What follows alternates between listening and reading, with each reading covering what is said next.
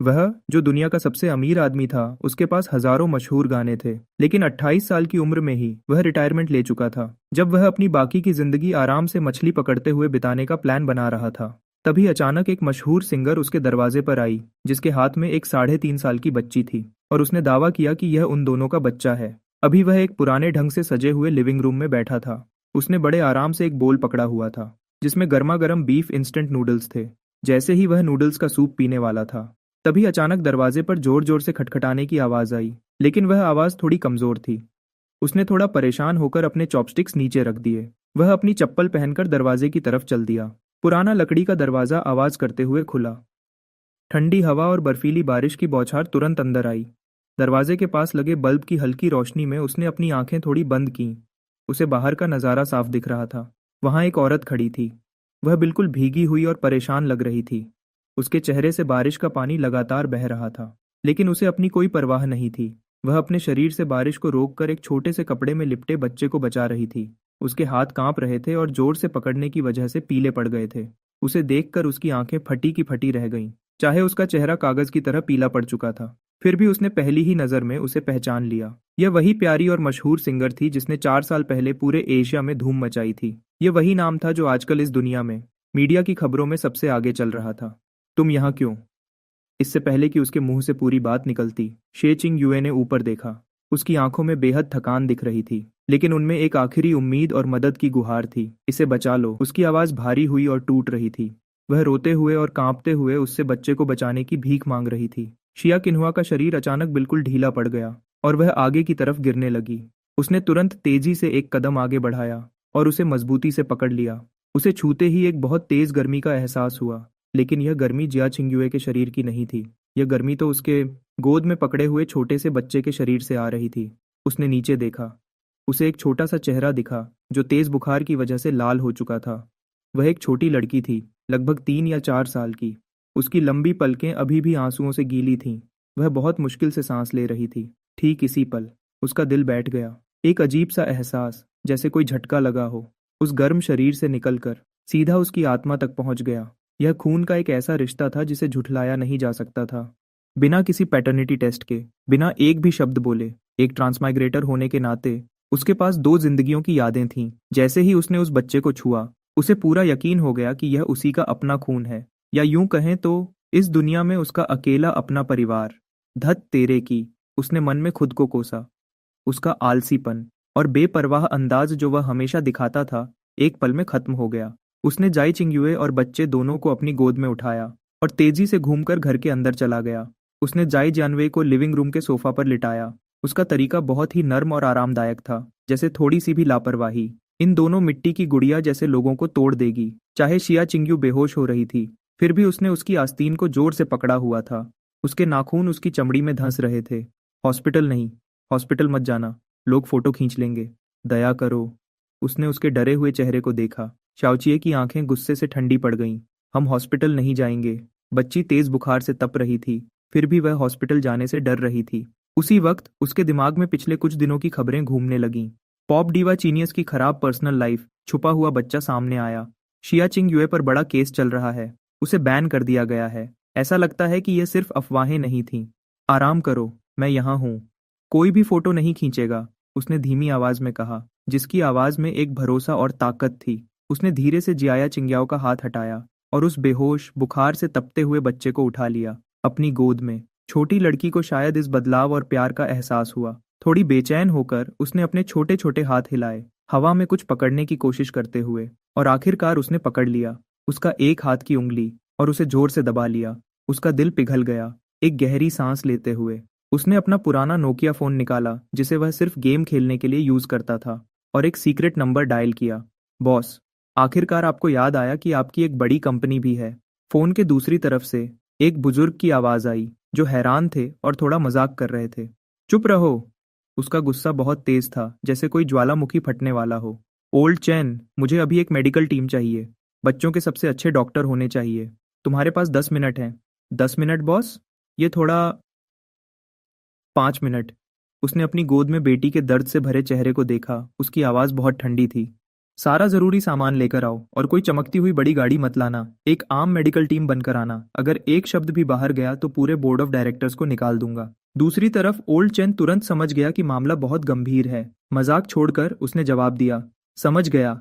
Apocalypse medical team अभी निकल रही है। जीपीएस कोऑर्डिनेट्स लॉक हो गए हैं। फोन काटकर उसने आराम से उसे कॉफी टेबल पर फेंक दिया। वह सीधा आधे खाए हुए इंस्टेंट नूडल्स के बोल में गिरा। उसने अपना सिर नीचे किया और धीरे से अपना माथा टिकाया। उस छोटी बच्ची के गर्म माथे पर, डरो मत, पापा यहाँ हैं। न तो कोई सायरन की आवाज थी और न ही हेलीकॉप्टर के इंजन का शोर। उस बारिश वाली रात के अंधेरे में 3 बिल्कुल आम सी दिखने वाली ग्रे मिनी वैन्स चुपचाप वूतोंग एली के एंट्रेंस पर आकर रुकीं। अगर कोई ध्यान से देखता तो उसे पता चलता कि उनके टायर्स रन फ्लैट थे, उनकी खिड़कियां बुलेट प्रूफ थीं और गाड़ियों के नीचे का हिस्सा भी खास तौर पर बदला गया था। ब्लू वेस्ट्स पहने हुए लोगों का एक ग्रुप जिस पर कम्युनिटी केयर लिखा था, वे भारी सिल्वर केसेस उठाए हुए थे और बारिश में दौड़ते हुए आंगन के अंदर आए। उनके आगे एक सफेद बालों वाला बूढ़ा आदमी चल रहा था। वह दुनिया का सबसे बड़ा बच्चों का डॉक्टर था और शाओची की प्राइवेट मेडिकल टीम का चीफ मेडिकल एडवाइजर था। पहले वह सिर्फ राजघराने के लोगों का इलाज करता था। आराम से वह लिविंग रूम के बीच में खड़ा था।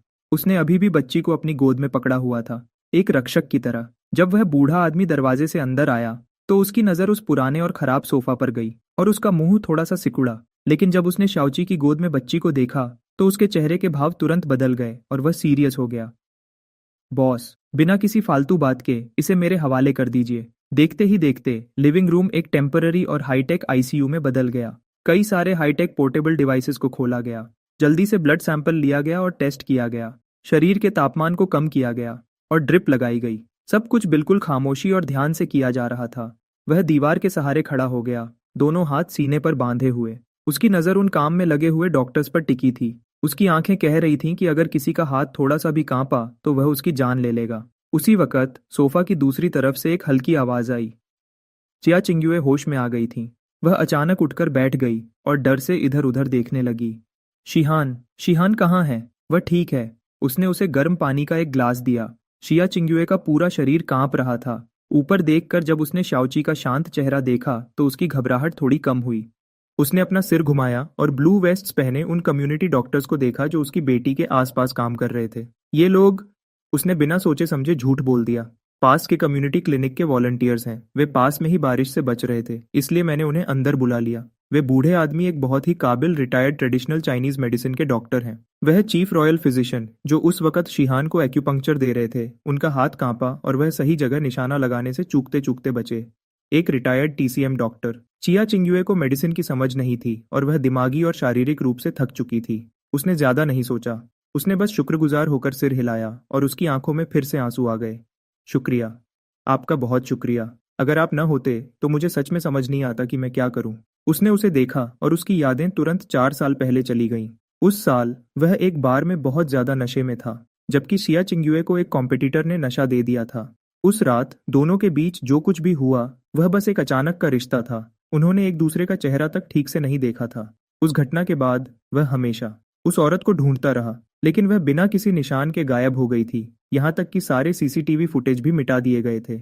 अब ये सब याद करते हुए और शिहान के साथ अपने खून के रिश्ते को महसूस करते हुए वह तुरंत सब कुछ समझ गया। उसने कभी सोचा भी नहीं था कि वह उस एक बार से ही प्रेग्नेंट हो जाएगी और चिया चिंग्युए ने अकेले ही इस बच्ची को पाला होगा। होश में आते हुए उसने भारी आवाज में पूछा, क्यों? तुम पहले मेरे पास क्यों नहीं आई? पानी का ग्लास पकड़े हुए चिया चिंग्युए का हाथ रुक गया और उसकी आंखों में हैरानी थी। आपको ढूंढती? आप कौन हैं? उसे अचानक याद आया। सही बात है, उस वक्त उन्होंने एक दूसरे का चेहरा तक नहीं देखा था। उसे कैसे पता होगा कि वह कौन है? जैसे ही वह समझाने वाला था तभी वे बूढ़े टीसीएम डॉक्टर पास आए। शाओची के इशारे को समझते हुए उन्होंने बिल्कुल सही नाटक किया। बेटा, बच्ची अब बिल्कुल ठीक है। उसे न्यूमोनिया की वजह से तेज बुखार था। अच्छा हुआ कि सही वक्त पर इलाज मिल गया। आधे घंटे की भी देरी होती तो दिमाग को नुकसान पहुंच सकता था। बुखार उतर गया है, उसे बस कुछ दिन आराम की जरूरत है। यह सुनकर चिया चिंग्युए बिल्कुल ढीली पड़ गई। वह लगभग फिर से बेहोश होने वाली थी। वह बार बार शुक्रिया अदा कर रही थी, लेकिन वे बूढ़े डॉक्टर थोड़ी देर के लिए रुके। उन्होंने एक रिपोर्ट निकाली। शाओची को एक अजीब नजर से देखा और उसे चिया चिंग्युए को देते हुए कहा, जब हमने ब्लड सैंपल लिया था तो मैंने एक जेनेटिक कंपैरिजन टेस्ट भी कर लिया ताकि किसी एलर्जी का पता चल सके। माफ कीजिएगा, मैंने बिना पूछे यह किया। लेकिन इस टेस्ट के नतीजे के हिसाब से चिया चिंगयुए हैरान रह गईं। रिपोर्ट में बहुत सारा डेटा लिखा हुआ था। उन्हें कुछ समझ नहीं आ रहा था, लेकिन आखिरी लाइन ने उन्हें झटका दे दिया। टेस्ट के नतीजे के मुताबिक शिहान और शाओची के बीच एक असली बाप बेटी का रिश्ता है, जिसकी प्रोबेबिलिटी 99.99% है। सच तो ये है कि ये कोई अचानक किया गया टेस्ट नहीं था। ये तो उसने पहले ही चुपके से करने का पक्का ऑर्डर दिया था। यह एक पैटर्निटी टेस्ट उसके बाद में दिए जाने वाले 1000 समझाने से कहीं बेहतर था। रिपोर्ट को पकड़े हुए चिया चिंगयुए के हाथ बुरी तरह कांपने लगे। उसने अचानक ऊपर उसकी तरफ देखा। उसकी आंखों में यकीन ही नहीं हो रहा था। यह वही था। पिछले 4 सालों में उसने न जाने कितनी बार सोचा था कि वह आदमी कैसा दिखता होगा। शायद कोई गंजा अमीर बिजनेसमैन या कोई खराब डायरेक्टर, लेकिन उसने कभी नहीं सोचा था कि वह यह होगा। उसने अपने कंधे उचकाए और अपने चेहरे को ऐसा दिखाने की कोशिश की जैसे वह मासूम है पर अपनी जिम्मेदारी समझता है। वैसे मैं भी बहुत हैरान हूँ। उस रात सच में मैं ही था। सॉरी, मेरी वजह से तुम्हें और हमारी बेटी को इतनी तकलीफ उठानी पड़ी। कुछ सेकंड्स के लिए वहां बिल्कुल सन्नाटा छा गया। शिया चिंगयुए ने अपने होंठ चबाए और उसे ध्यान से देखने लगी, जैसे वह अंदाजा लगा रही हो कि यह आदमी कितना खतरनाक है। तभी छोटी शिहान सोफा पर थोड़ा हिली। एक बहुत ही कमजोर आवाज आई, मम्मी, पानी। शिया चिंगयुए ने तुरंत वह रिपोर्ट नीचे फेंक दी और भागकर अपनी बेटी के पास चली गई। उसने जमीन पर पड़ी पैटर्निटी टेस्ट की रिपोर्ट को देखा और उसके चेहरे पर एक हल्की सी मुस्कान आ गई। पहला कदम पूरा हुआ, रिश्ता पक्का हो गया। मेडिकल टीम के जाने के बाद कमरे में अब सिर्फ वह तीनों ही बचे थे। बाहर अभी भी बारिश हो रही थी, लेकिन कमरे के अंदर का माहौल थोड़ा बदल चुका था। पानी पीने के बाद शिहान फिर से सो गई। उसका लाल पड़ा चेहरा अब पहले से ठीक लग रहा था, लेकिन शिया चिंगयुए थोड़ी परेशान थी। वह घबराहट में खड़ी हुई और अपने पॉकेट चेक करने लगी। मुझे कितने पैसे देने हैं? मैं तुम्हें वापस कर दूंगी। वह सातर्य सुबह आराम कुर्सी पर बैठ गया। उसने नूडल्स का बोल उठाया, आने लगा। फिर शिया चिंगयुए का चेहरा और भी पीला पड़ गया। क्या लगभग इतने? उसने एक उंगली उठाई। 10,000।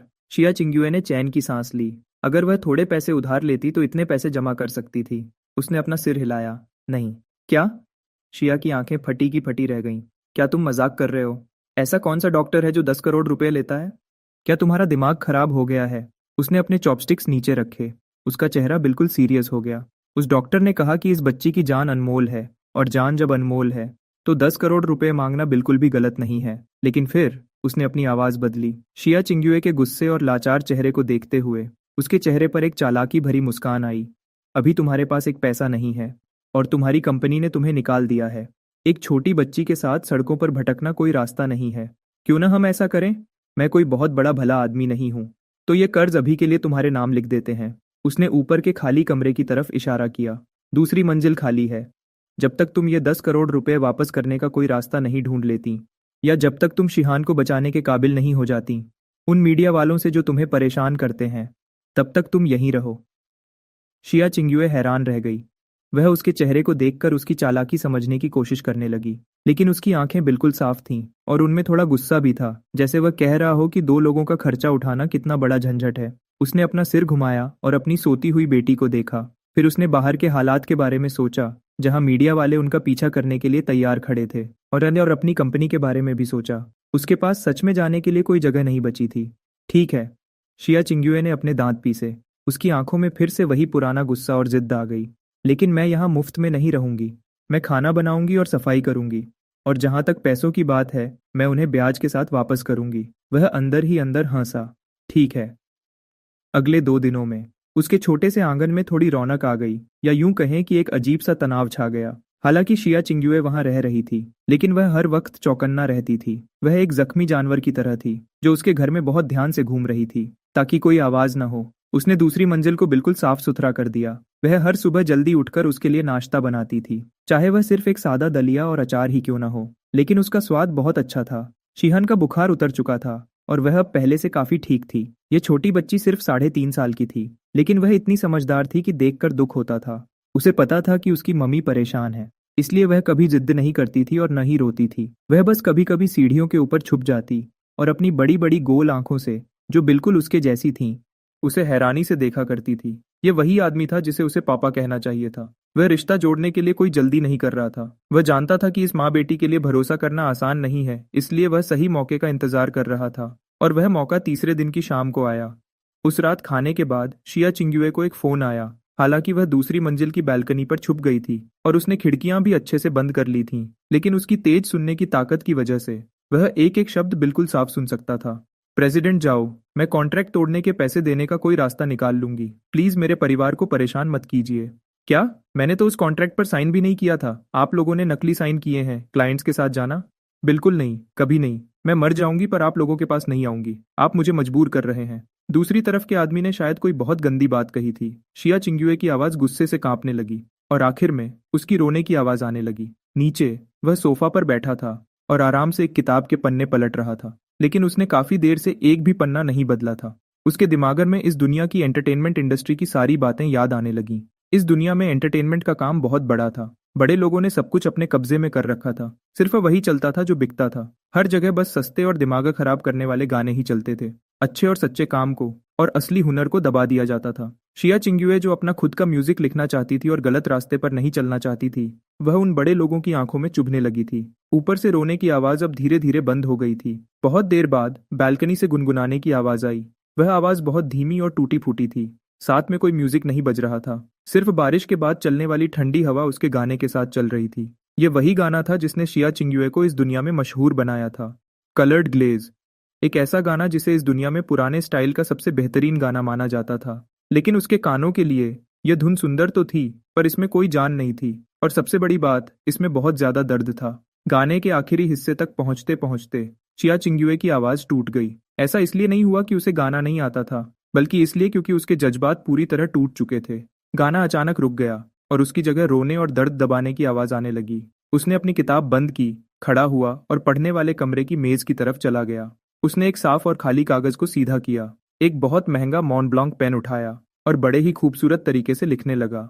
आखिरी शब्द लिखने के बाद उसने गीली स्याही पर धीरे से फूंक मारी और उस पतले कागज को हाथ में लेकर कमरे से बाहर निकल गया। रात बहुत ज्यादा हो चुकी थी। शिया चिंग्युए ने शिए हेन को सुला दिया था और खुद हॉल के एक अंधेरे कोने में अकेली बैठी खाली आंखों से देख रही थी। उसके सामने एक बैंक कार्ड रखा था। इसमें उसकी बची खुची सारी जमा पूंजी थी। उसे नीचे आते देख उसने जल्दी से अपनी आंखें पोंछी और खड़ी हो गई। मुझे माफ करना, क्या मेरी वजह से तुम्हारी नींद टूट गई? मैं अभी अपने कमरे में चली जाती हूँ। वह बिना कुछ बोले उसके पास गया। उसने दिलासा देने का एक शब्द भी नहीं कहा। इस वक्त शिया चिंग्युए के लिए दिलासे की बातों का कोई मतलब नहीं था। उसने गाने के बोल और म्यूजिक लिखा हुआ वह कागज आराम से नीचे फेंक दिया। उसने उसे ठीक उसके सामने टेबल पर रख दिया। अगर तुम्हें यह अच्छा लगे तो इसे लेकर गाओ, और अगर अच्छा न लगे तो इसे किसी हिलते हुए टेबल के नीचे लगा देना। यह कहकर उसने उसकी तरफ दोबारा देखा भी नहीं और सीधा पीठ मोड़कर वापस चल दिया। सीढ़ियों के पास पहुंचकर वह रुका, पर उसकी पीठ अभी भी उसकी तरफ थी। सन्नाटे में उसकी साफ आवाज गूंजी, हाँ, एक और बात, वहां बैठकर फालतू में रोना बंद करो। मेरी बेटी की माँ एक रानी होनी चाहिए, कोई कमजोर और हारी हुई लड़की नहीं। शिया चिंग्युए वहां हैरान खड़ी रह गई। उसने उसे सीढ़ियों से ऊपर जाते देखा और फिर टेबल पर रखे उस कागज को देखने लगी। कुछ देर बाद उसने डरते डरते उस कागज को उठाया। टेबल लैंप की हल्की रोशनी में वह धीरे धीरे उस धुन को गुनगुनाने लगी। जैसे ही गाना खत्म हुआ, शिया चिंग्युए की आंखें हैरत से खुली की खुली रह गईं। उसे ऐसा लगा जैसे उस पर बिजली गिर गई हो। उसके पूरे जिस्म के रोंगटे खड़े हो गए। एक बड़ी सिंगर होने के नाते उसे म्यूजिक की बहुत अच्छी समझ थी। इस गाने की धुन का बदलना और इसके बोल आज के जमाने के सभी हिट गानों से कहीं ज्यादा बेहतर थे। खिड़की के बाहर अब बारिश रुक चुकी थी। बादलों के बीच से चांद की एक किरण निकली और उसके हाथ में पकड़े कागज पर पड़ी। कागज के नीचे कोने में बड़े ही अजीब स्टाइल में एक सिग्नेचर किया हुआ था, जिस पर लिखा था सी। फिनिक्स ट्री एली में सुबह की धूप आने लगी थी। पुराने लकड़ी के फर्श पर धूप और छांव का खेल चल रहा था। बारिश के बाद की मिट्टी की खुशबू हवा में महसूस हो रही थी, जो जंगली फूलों की महक के साथ मिली हुई थी। शिया चिंग्युए पूरी रात एक पल भी नहीं सोई थी। वह बिल्कुल एक ही जगह पर वैसे ही बैठी रही, हॉल के उस पुराने सोफा पर। उसके हाथों ने उस कमजोर कागज को जोर से पकड़ा हुआ था। हाथों के पसीने की वजह से कागज के कोने थोड़े मुड़ गए थे। तुम दूर का रास्ता हो, पहाड़ों के कोहरे में रास्ता दिखाने वाली रोशनी हो। शिया चिंग्युए ने धीरे से इन शब्दों को गुनगुनाया। उसकी आंखों में एक बार फिर आंसू आ गए। क्या यह बिल्कुल उसकी अपनी कहानी जैसा नहीं था, जो इस मुश्किल वक्त में रास्ता ढूंढ रही थी? शहान के लिए उसे हर हाल में वह रोशनी बनना ही होगा। तभी दरवाजा खुलने की आवाज आई, जिसने उसके ख्यालों को तोड़ दिया। कोई दूसरी मंजिल से नीचे आ रहा था। वह सीढ़ियों से नीचे आया। अभी भी उसकी आंखों में नींद थी। उसने शिया चिंग्युए की तरफ देखा, जो अभी भी मूर्ति की तरह सोफा पर बैठी थी। उसने अपनी भौहें उठाई और पूछा, क्या हुआ? क्या बेकार लगा? अगर बेकार है तो इसे कचरे में फेंक दो। मैं तुम्हारे लिए कुछ और लिख दूंगा, जैसे कोई आसान सा गाना। वैसे भी आजकल मार्केट में वही सब चलता है। यह कहते हुए वह सीधा किचन की तरफ चला गया। थोड़ी ही देर में किचन से चावल धोने की आवाज आने लगी। चिया चिंगुए अचानक अपनी जगह से खड़ी हो गई। वह इतनी तेजी से उठी कि टेबल लगभग गिरने ही वाला था। वह जल्दी से किचन के दरवाजे पर गई और उसे अंडे काटते हुए देखने लगी। उसने कांपती आवाज में पूछा, क्या सच में यह गाना तुमने लिखा है? उसने पीठ मोड़कर देखा तक नहीं और उसके हाथ में चाकू तेजी से चलता रहा। उसने अंडे को बराबर 6 टुकड़ों में काट दिया। क्या तुमने सिग्नेचर नहीं देखा? किसी सी नाम के बंदे ने लिखा है। मैं तो बस बीच का आदमी हूँ। तुम मुझसे ऐसे सवाल क्यों कर रही हो जैसे मेरा आईडी चेक कर रही हो? चिया चिंगुए ने हार नहीं मानी। वह कहाँ है? कौन है वह? मैं उससे मिलना चाहती हूँ। इस गाने का म्यूजिक बहुत ही बेहतरीन है। इसके बोल और धुन आपस में बिल्कुल फिट बैठते हैं। कोई आम इंसान ऐसा गाना कभी नहीं लिख सकता। यहाँ तक कि आज के सबसे बड़े म्यूजिक डायरेक्टर जैसे वेन शनहाई, वह भी ऐसा शानदार गाना नहीं बना सकते। वह पीछे घूमा। उसने शांति से उस बड़ी सुपरस्टार की तरफ देखा और बोला, असलियत को समझो। अभी तुम पर मेरा 100 मिलियन का कर्ज है और साथ में घर का किराया और बाकी खर्चे अलग। मैंने तुम्हें यह गाना इसलिए दिया है ताकि तुम पैसे कमा सको और अपना कर्ज चुका सको। रही बात लिखने वाले की, तो वह जो कोई भी हो उससे तुम्हें क्या मतलब? तुम बस मुझे एक बात बताओ, क्या इस गाने से अच्छा पैसा मिल सकता है? क्या यह तुम्हारे बंद होते हुए स्टूडियो को दोबारा खड़ा कर सकता है? वह बिल्कुल आम कपड़े पहने हुए था। एक पुराने और टूटे फूटे घर में रह रहा था। यहाँ तक कि उसे सुबह के नाश्ते की भी चिंता थी। फिर भी जब उसने एक ऐसे शानदार गाने के बारे में बात की जो पूरी म्यूजिक इंडस्ट्री को हिला सकता था, तो उसका यह बेपरवाह अंदाज देखकर उसे अजीब सा लगा और उसके दिल में उसके लिए इज्जत और बढ़ गई। चिया चिंगुए ने एक गहरी सांस ली और उस कागज को अपने हाथ में जोर से पकड़ लिया। अगर यह गाना बाहर आया तो मुझे पूरा यकीन है कि मैं दोबारा सबसे आगे निकल जाऊंगी। फिर अचानक उसकी आंखें उदास हो गईं। लेकिन अभी मुझे पूरे इंटरनेट पर बैन किया गया है। शिनहुआंग एंटरटेनमेंट ने सभी रिकॉर्डिंग स्टूडियो और म्यूजिक कंपनी को कह दिया है, कोई भी मेरे साथ काम करने की हिम्मत नहीं करेगा और न ही कोई मेरा गाना निकालेगा। गाना चाहे जितना भी अच्छा हो, अगर वह लोगों तक पहुंच ही नहीं पाया तो वह बस एक रद्दी कागज है। यह सुनकर वह हल्का सा हंसा और बोला, बैन करना? यह बैन करना सिर्फ कमजोर लोगों पर चलता है। जब तुम्हारा टैलेंट सबसे बड़ा होगा तो ये बड़े पैसे वाले लोग तुम्हारे पीछे भागेंगे। वह तुरंत वापस आएंगे और तुम्हारे पैरों में गिर जाएंगे। फिर उसने एक कटोरी दलिया निकाला और उसे जियाई चिंगुए को दे दिया। पहले खा लो। जंग लड़ने के लिए पेट भरा होना जरूरी है। रही बात रिकॉर्डिंग स्टूडियो और डिस्ट्रीब्यूशन की, तो उसकी चिंता बाद में करेंगे। क्या पता आज किसी स्टूडियो के मालिक का दिमाग घूम जाए और वह तुम्हारा काम ले ले। शिया चिंगुए ने दलिया की कटोरी ले ली। उस दलिया की गर्मी उसकी हथेलियों में महसूस होने लगी, जिससे उसका शरीर जो पूरी रात ठंड से कांप रहा था, आखिरकार थोड़ा गर्म होने लगा। तभी सीढ़ियों से छोटे छोटे कदमों की आवाज आई। मॉमी, डैडी, शिहान, जिसने गुलाबी रंग का बनी पजामा पहना था, अपनी नींद से भरी आंखें मलते हुए नीचे भागकर आई। उसका बुखार अब पूरी तरह उतर चुका था और उसका चेहरा खिला हुआ लग रहा था। जैसे ही उसने उसे देखा, उसकी आंखें काले अंगूर की तरह चमक उठीं। उसने पहले कभी किसी को डैडी नहीं कहा था, लेकिन शायद यह खून का रिश्ता था, या फिर उस रात का उसका प्यार से गले लगाना, जिसकी वजह से वह अपने आप उस पर भरोसा करने लगी। ओ मेरी छोटी प्रिंसेस। उसने अपने हाथ का कपड़ा नीचे रखा, आगे बढ़ा और शिहान को गोद में उठा लिया। उसे हवा में ऊपर उठाकर गोल गोल घुमाने लगा। हा हा हा, इतना ऊपर? डैडी मैं बहुत ऊपर उड़ रही हूँ। शिहान खिलखिलाकर हंसने लगी, एक ऐसी प्यारी आवाज जो किसी भी दुख को दूर कर दे। शिया चिंगुए यह सब देख रही थी। उसकी आंखें नम हो गईं। पिछले 4 साल से वह शिहान को लेकर यहाँ वहाँ छिप रही थी। बच्ची आज से पहले कभी इतनी खुश नहीं हुई थी। एक पिता की जो कमी हमेशा थी, वह अब उसने पूरी तरह से दूर कर दी थी। उसने शिहान को एक ऊंची कुर्सी पर बिठाया और उसके बिखरे बालों को देखकर बोला, रुको, अब डैडी को अपना कमाल दिखाने दो। उसने टेबल के नीचे से एक कंघी निकाली और न जाने कहां से कुछ रंग बिरंगे हेयर बैंड्स भी निकाल लिए। शिया चिंगुए बस कहने ही वाली थी कि मैं करती हूँ, लेकिन सामने का नजारा देखकर वह हैरान रह गई। जो हाथ अभी कुछ देर पहले मीट काटने वाला चाकू चला रहे थे और जिन हाथों ने शायद अरबों डॉलर के डील साइन किए थे, वह अब बड़े अजीब तरीके से, लेकिन बहुत ही प्यार से शिहान के नरम बालों को संवार रहे थे। ये बाईं तरफ वाला हिस्सा, इसको यहाँ घुमाते हैं। नहीं, ये गलत है, ये दाईं तरफ होगा, वह खुद से धीरे से बोला। उसके माथे पर थोड़ा पसीना भी आ गया। यह काम उसके लिए उससे भी ज्यादा मुश्किल था जब वह पहले के दिनों में 30 अरब डॉलर की बड़ी बिजनेस मीटिंग में बैठता था। शिहान चुपचाप बैठी रही और उसे अपने बाल बनाने दिए। उसके हाथ में आधा नमकीन अंडा था जिसे वह खा रही थी और उसके पूरे मुंह पर तेल लग गया था। 10 मिनट बाद एक टेढ़ी मेढ़ी हेयर स्टाइल बनकर तैयार हुई, जो मुश्किल से 2 छोटी जैसी लग रही थी। बिल्कुल सही। उसने अपने काम को देखा और खुशी से अपना सिर हिलाया। उसके दिल के अंदर से जो खुशी निकल रही थी, वह किसी बड़ी पेंटिंग से भी ज्यादा खूबसूरत थी। शिया चिंगुए अपनी हंसी रोक नहीं पाई। आधे महीने में यह पहली बार था जब वह दिल से हंसी थी। तुम क्यों हंस रही हो? उसने उसे घूर कर देखा, फिर अपनी जेब से एक बैंक कार्ड निकाला और उसे टेबल पर फेंक दिया। इस कार्ड में कुछ पैसे हैं, ज्यादा नहीं हैं, शायद कुछ लाख युआन हैं। इसका पासवर्ड तुम्हारी बेटी का बर्थडे है। और हाँ, इसका पासवर्ड 6 बार 8 नहीं है। उसने आराम से कहा, इसे लो और एक रिकॉर्डिंग स्टूडियो रेंट पर ले लो। बड़ी कंपनीज के पास मत जाना। किसी पुरानी और छिपी हुई गली में कोई छोटा स्टूडियो ढूंढो। वह थोड़ा पुराना जरूर होगा, पर वहां कोई तुम पर नजर नहीं रखेगा। शिया चिंग्युए हैरान रह गई। वह कार्ड को घूरने लगी। कुछ लाख युआन। एक आम इंसान के लिए यह उसकी पूरी जिंदगी की कमाई होती है। मैं यह नहीं ले सकती। उसने उसकी बात बीच में ही काट दी। उसने गुस्से से देखा और बोला, मैं नुकसान का सौदा नहीं करता। अगर यह गाना हिट हो गया तो मैं इसका 50% हिस्सा लूंगा। वैसे तो इतना बड़ा हिस्सा मांगना एक तरह की लूट थी, लेकिन शिया चिंग्युए को यह सुनकर किसी मदद से ज्यादा सुकून मिला, क्योंकि यह एक बराबर का सौदा था, कोई भीख नहीं। ठीक है। शिया चिंग्युए ने कार्ड रख लिया। उसने पक्के इरादे से कहा, अगर यह गाना नहीं चला तो मैं अपना खून बेचकर भी तुम्हारे पैसे चुकाऊंगी। खून बेचने की कोई जरूरत नहीं है। उसने अपना दलिया का कटोरा उठाया, एक बड़ा निवाला लिया और मुंह में खाना लिए हुए ही बोला, अगर गाने से तुम्हारी आवाज खराब हो गई तो असली नुकसान मेरा होगा। और हाँ, खाना खाकर जल्दी से जाओ। मुझे और शिहान को कार्टून देखते वक्त परेशान मत करना। शिया चिंग्युए ने उन दोनों को देखा, एक बड़ा और एक छोटा, जो सिर झुकाकर दलिया खा रहे थे।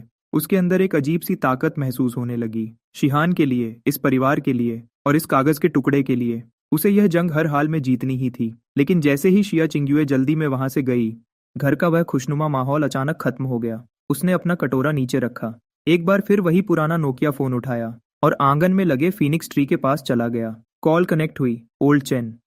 बॉस, हुक्म कीजिए। पता करो, क्या बेजिंग शहर में चिंगलंग नाम का कोई पुराना रिकॉर्डिंग स्टूडियो है? उसके मालिक का नाम चू है। वह पहले शिनहुआंग का सबसे बड़ा साउंड इंजीनियर था। फिर उसने प्रेसिडेंट जाओ से दुश्मनी ली और उसने उसका एक पैर तोड़ दिया। अब वह वहां छिपकर एक छोटी सी दुकान चला रहा है। हाँ बॉस, वह ओल्ड टाउन की गली नंबर 13 में है। ठीक है। उसकी आवाज बिल्कुल शांत थी, जिसमें कोई डर या गुस्सा नहीं था। उस चू नाम के आदमी को कॉल करो। उससे कहो कि आज चाहे कोई भी रिकॉर्डिंग के लिए आए, चाहे खुद भगवान भी उसे रोकने की कोशिश करें, उसे मेरे लिए अपना दरवाजा खोलना ही होगा। और हाँ, उसके सारे पुराने और बेकार इक्विपमेंट को बाहर फेंक दो। उसकी जगह एक नया नीव एडीआरएस कंसोल लगाओ। और माइक के लिए नेपल्स म्यूजियम वाला असली माइक लेकर आओ। मुझे कोई मतलब नहीं तुम कैसे करोगे। अगर जरूरत पड़े तो इसे हवा से मंगवाओ। कुछ भी करना पड़े करो। 1 घंटे के अंदर मुझे वह सारा सामान उस बेकार से स्टूडियो में सेट चाहिए।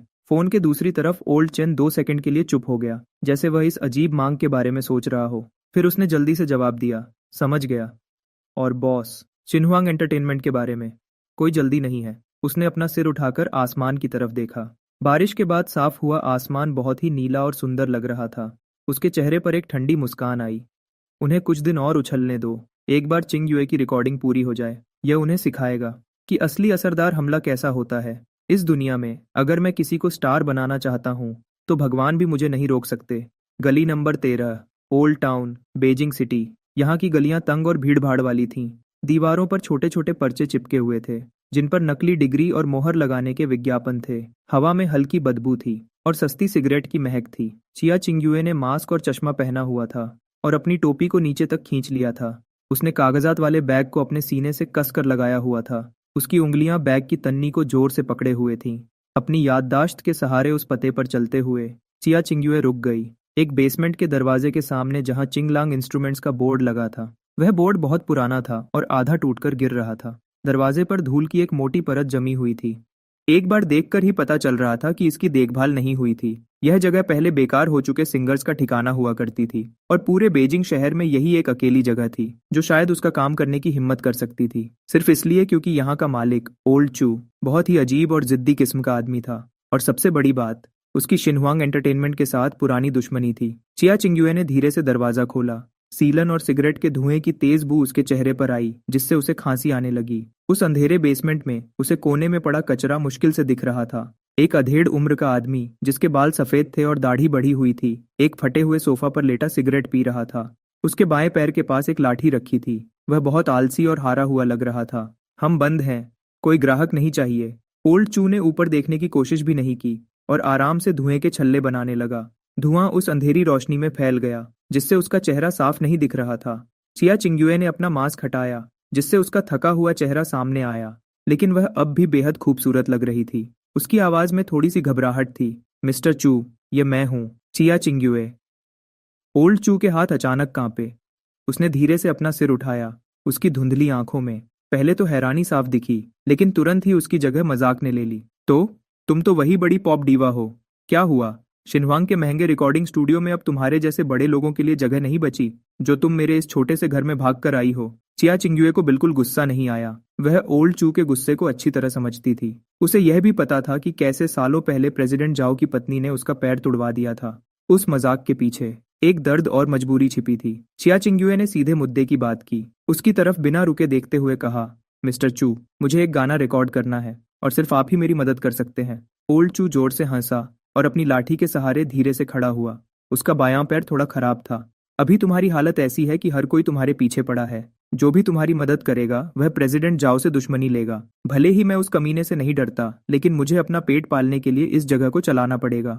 और वैसे भी क्या तुम्हारे पास गाने के लिए कोई गाना बचा भी है? चिया चिंग्युए ने कोई बहस नहीं की। उसने चुपचाप अपने सीने से लगे कागजात में से एक पन्ना निकाला और उसे दे दिया। अगर आप इसे पढ़ने के बाद भी मना कर देंगे तो मैं तुरंत चली जाऊंगी। ओल्ड चू ने बिना किसी ध्यान के वह पन्ना लिया और बड़बड़ाने लगा।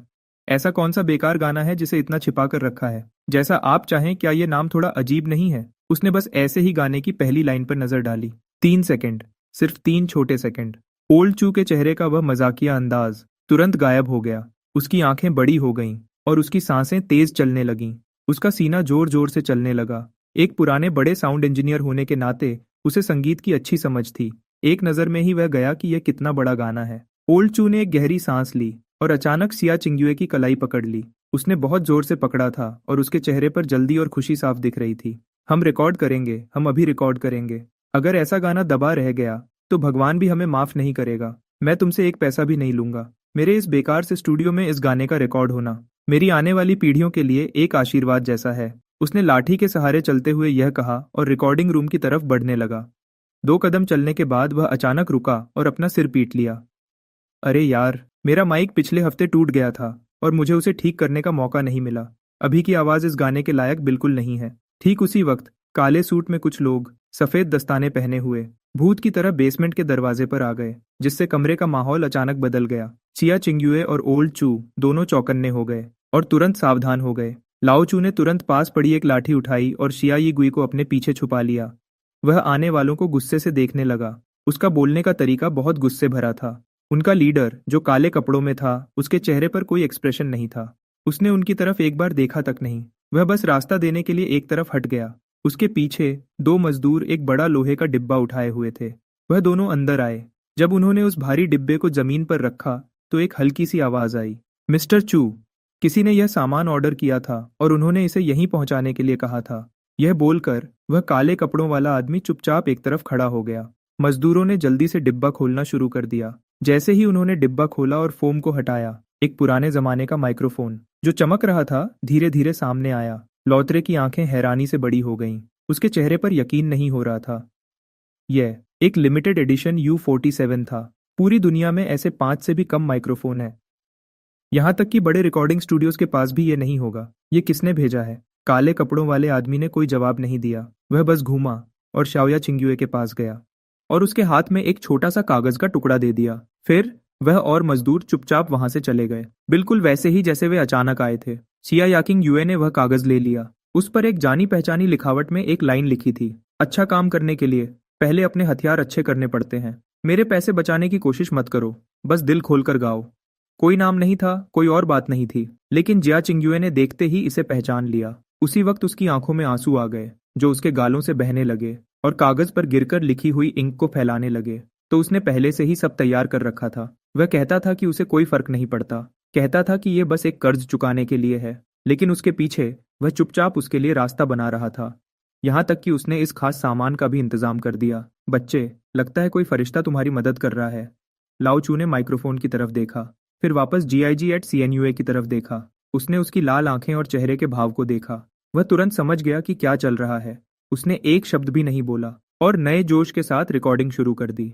इसी बीच जांगचेंग शहर के बीचों बीच बादलों को छूती हुई एक बहुत ऊंची बिल्डिंग की सबसे ऊपर वाली फ्लोर पर यह दुनिया की सबसे बड़ी कंपनी का हेडक्वार्टर्स था और यह उसका असली राज्य था। भले ही वह इस वक्त वूतोंग एली के एक पुराने आंगन में था, अपनी बेटी शाहान के साथ स्पंज बॉब कार्टून देख रहा था, लेकिन उसकी मर्जी यहाँ बिल्कुल सही तरीके से पूरी की जा रही थी। एक बड़ी होलोग्राफिक स्क्रीन के सामने लाओ चेन सुकून से ऑर्डर्स दे रहा था। वहां बैठे बहुत सारे बड़े हैकर्स और मार्केट चलाने वालों को पूरे हॉल के अंदर सिर्फ कीबोर्ड के चलने की आवाज आ रही थी। वहां का माहौल बहुत गंभीर था। बॉस का ऑर्डर बिल्कुल साफ है, ये कोई खरीदारी नहीं है, ये एक इन्फिल्ट्रेशन है। सारे बड़े म्यूजिक प्लेटफॉर्म्स के बैकएंड को लॉक कर दो, उनके रिकमेंडेशन एल्गोरिदम को अपने कब्जे में ले लो। आज रात 8 बजे लोग चाहे कुछ भी सर्च करें, अगर वे सुअरों का खाना भी ढूंढ रहे हों तो भी रिकमेंडेशन लिस्ट में पहले नंबर पर मिस शिया किन्युआ का नया गाना एज यू विश ही आना चाहिए। दूसरा, उन फेक अकाउंट्स के खिलाफ एक्शन शुरू करो। वे 2 मिलियन फेक अकाउंट्स जो प्रेसिडेंट जाओ ने खरीदे थे, मुझे वे सारे अकाउंट्स 1 घंटे के अंदर बैन चाहिए। तीसरा और सबसे जरूरी बात, बॉस ने कहा है इस गाने से होने वाली कमाई का एक एक पैसा सीधा ट्रांसफर होना चाहिए। छोटी जॉश अहोन के ट्रस्ट फंड में 1 पैसा भी कम नहीं होना चाहिए, इसमें कोई गलती नहीं होनी चाहिए। लाओचन की आवाज में बहुत दम था। आज रात हम पूरी एंटरटेनमेंट इंडस्ट्री को एक सबक सिखाएंगे, एक ऐसा सबक जो वे कभी नहीं भूलेंगे, कि जब तुम दुनिया के सबसे अमीर आदमी की औरत से पंगा लेते हो तो क्या होता है और उसके बाद क्या अंजाम होता है। 7:55 पर बेसमेंट के रिकॉर्डिंग स्टूडियो के अंदर का माहौल बहुत गर्म था। लाओ चू के हाथ, जिन्होंने जिंदगी भर बड़े बड़े मिक्सिंग कॉन्सोल्स चलाए थे और कभी नहीं कांपे थे, उन पर अब हल्का सा पसीना आ गया था। वह स्क्रीन पर चल रहे अपलोड प्रोग्रेस बार को ध्यान से देख रहा था। उसका पूरा ध्यान वहीं था। क्या तुम श्योर हो कि हमें किसी मार्केटिंग की जरूरत नहीं है? शी एंड जिंग युए उसके पास एक पुरानी चेयर पर बैठी थी। उसने अपने दोनों हाथ कसकर पकड़े हुए थे। उसका बोलने का तरीका थोड़ा परेशान और घबराया हुआ था। नए गाने को रिलीज करने से पहले कम से कम 1 हफ्ते तक उसका प्रचार करना पड़ता है। आर्टिकल्स लिखवाने पड़ते हैं, ट्रेंडिंग में लाना पड़ता है और तारीफ करने के लिए लोगों को रखना पड़ता है। फैंस से अच्छे कमेंट्स करवाने पड़ते हैं। लेकिन इस बार मेरे पास कुछ नहीं है। शिनहुआंग एंटरटेनमेंट ने पहले ही कह दिया है कि वे मुझे हर जगह से बैन कर देंगे। इस वक्त मैं एक सुनसान आइलैंड पर अकेली खड़ी हूँ। अगर मैं चिल्लाऊंगी भी तो कोई मेरी आवाज नहीं सुनेगा। इसकी कोई जरूरत नहीं है। यह जवाब लाओ चू ने नहीं दिया था, बल्कि उसने दिया जो न जाने कब से चुपचाप बेसमेंट के दरवाजे पर खड़ा था। उसके एक हाथ में छोटी शिहान थी जो मजे से लॉलीपॉप खा रही थी और दूसरे हाथ में गर्म गर्म रोस्टेड चेस्टनट्स का एक बैग था।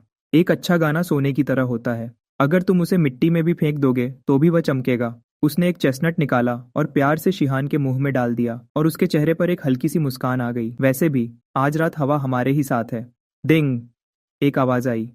स्क्रीन पर एक मैसेज आया, अपलोड सक्सेसफुल, आर्टिस्ट जाया चिंग्युए। उसी वक्त यहाँ से बहुत दूर जिंगजो में ईट द पेंगुइन म्यूजिक के हेडक्वार्टर्स में शाओली नाम का एक एम्प्लॉई अपना काम छोड़कर खाना ऑर्डर करने ही वाला था। जैसे ही उसकी उंगली फोन की स्क्रीन पर टच हुई, मॉनिटरिंग स्क्रीन पर डेटा का ग्राफ अचानक एकदम सीधा ऊपर चला गया। यह बढ़ाव सच में डराने वाला था।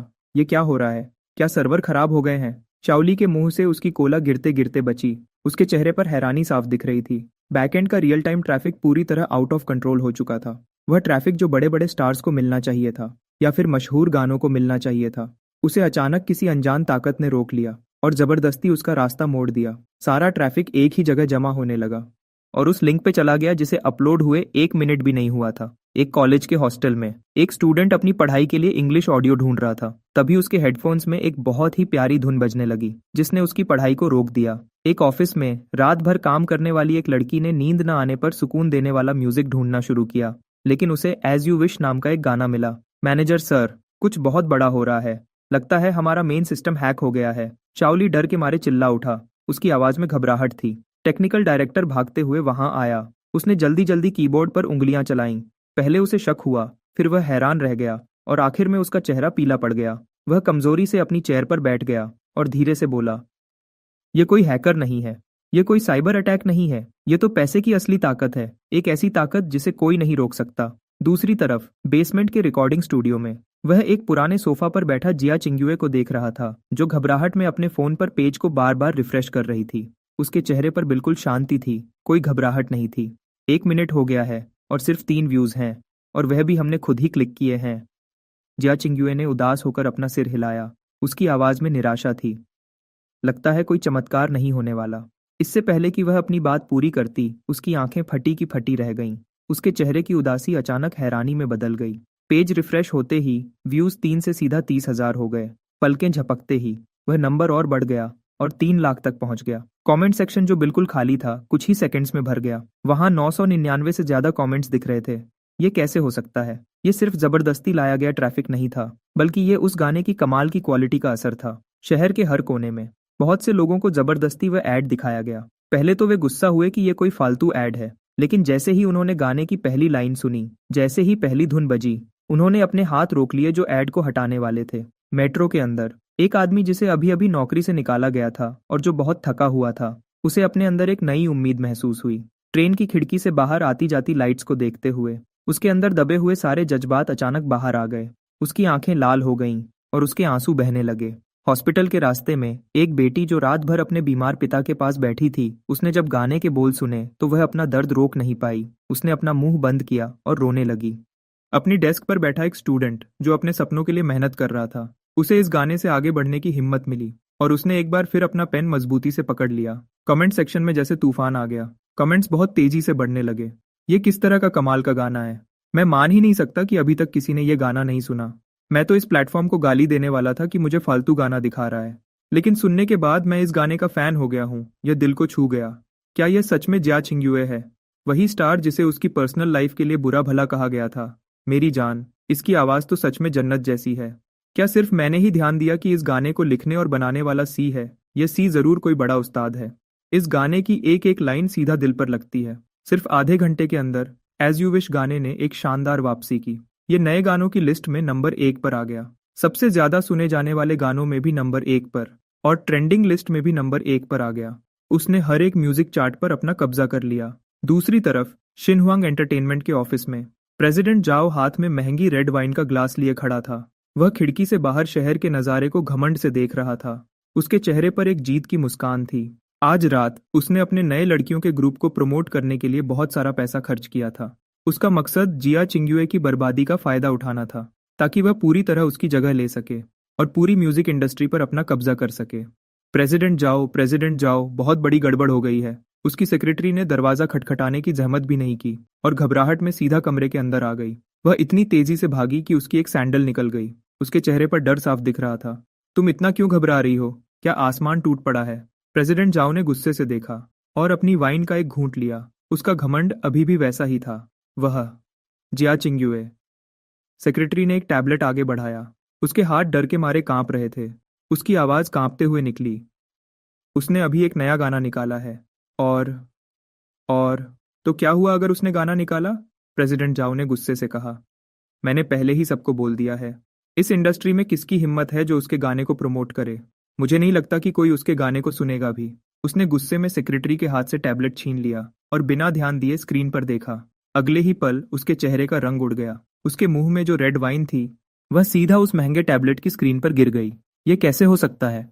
प्रेसिडेंट जाओ अपनी जगह से खड़ा हो गया, लेकिन वह इतनी तेजी से आगे बढ़ा कि उसका घुटना जोर से डेस्क के कोने से टकरा गया। दर्द के मारे उसका चेहरा बिगड़ गया और उसका खुद पर से कंट्रोल बिल्कुल खो गया। गुस्से और हैरानी से उसकी आंखें फटी की फटी रह गईं। क्या क्यूक्यू म्यूजिक पागल हो गया है? क्या नेटीज क्लाउड का दिमाग खराब हो गया है? क्या उन्हें शिनहुआंग से दुश्मनी लेने का डर नहीं है? उसने जल्दी से अपने डेस्क पर रखा फोन उठाया और गुस्से में बड़े म्यूजिक प्लेटफॉर्म्स के बॉस लोगों को फोन लगाने लगा। उसकी आवाज गुस्से से कांप रही थी। हेलो प्रेसिडेंट वांग, आप ये क्या बकवास कर रहे हैं? क्या हमने जिया चिंगयुए को ब्लैकलिस्ट करने का फैसला नहीं किया था? Beep beep beep. दूसरी तरफ से कोई जवाब नहीं आया, बस फोन कटने की आवाज आई। किसी ने फोन नहीं उठाया, या फिर किसी की फोन उठाने की हिम्मत ही नहीं हुई। प्रेसिडेंट जाओ का चेहरा पीला पड़ गया। उसने घबराहट में एक के बाद एक 12 से ज्यादा लोगों को फोन लगाया। आखिरकार एक छोटे प्लेटफॉर्म के बॉस ने फोन उठाया। वह बहुत धीमी आवाज में बोल रहा था। उसकी आवाज से उसका डर साफ पता चल रहा था। ओल्ड जाओ, अब इस बारे में मत पूछो। हम ये सब नहीं करना चाहते थे। ये ऑर्डर ऊपर से आया है। ऊपर से? कौन? Bureau of culture? प्रेसिडेंट जाओ ने गुस्से में अपने दांत पीसते हुए पूछा। उससे भी बहुत ऊपर। उस आदमी की आवाज डर से कांप रही थी। मुझे अभी खबर मिली है कि वॉल स्ट्रीट की बहुत बड़ी कंपनियों ने सीधे सभी बड़े प्लेटफॉर्म्स पर दबाव बनाया है। जो भी इस गाने को हटाने की कोशिश करेगा, कल तक उनकी कंपनी के शेयर्स की कीमत आधी हो जाएगी। ओल्ड जाओ, अब तुम अपना ध्यान खुद रखो। जिया चिंगयुए के पीछे कोई बहुत बड़ी ताकत खड़ी है। और अचानक फोन कट गया। उसके कान में बस फोन कटने की आवाज गूंजती रही। प्रेसिडेंट जाओ कमजोरी से अपनी चेयर पर गिर गया। एक बड़ी ताकत? वह औरत जो एक नाजायज बच्चे को लेकर घूमती है और इतनी गरीब है कि झोपड़पट्टी में रहती है, उसके पीछे कौन सी बड़ी ताकत हो सकती है? अगर सच में ऐसा होता तो वह पिछले 4 सालों से ऐसी बुरी जिंदगी क्यों जी रही होती और मुझे अपने साथ जो चाहे वह करने दे रही होती? प्रेसिडेंट जाओ की आंखों में एक पागलपन और गुस्सा चमक उठा। इस एंटरटेनमेंट इंडस्ट्री में मैं, जाओ, ही सबसे बड़ा भगवान हूँ। उसने अचानक गुस्से से अपनी सेक्रेटरी की तरफ देखा, जो उसके पास खड़ी डर से कांप रही थी। वह अपने दांत पीसते हुए जोर से चिल्लाया, अभी के अभी ब्लैक वॉलनट स्टूडियो से बात करो। जियाचिंग युए के बारे में हर एक बुरी खबर ढूंढ निकालो, खासकर उसके उस नाजायज बच्चे के बारे में।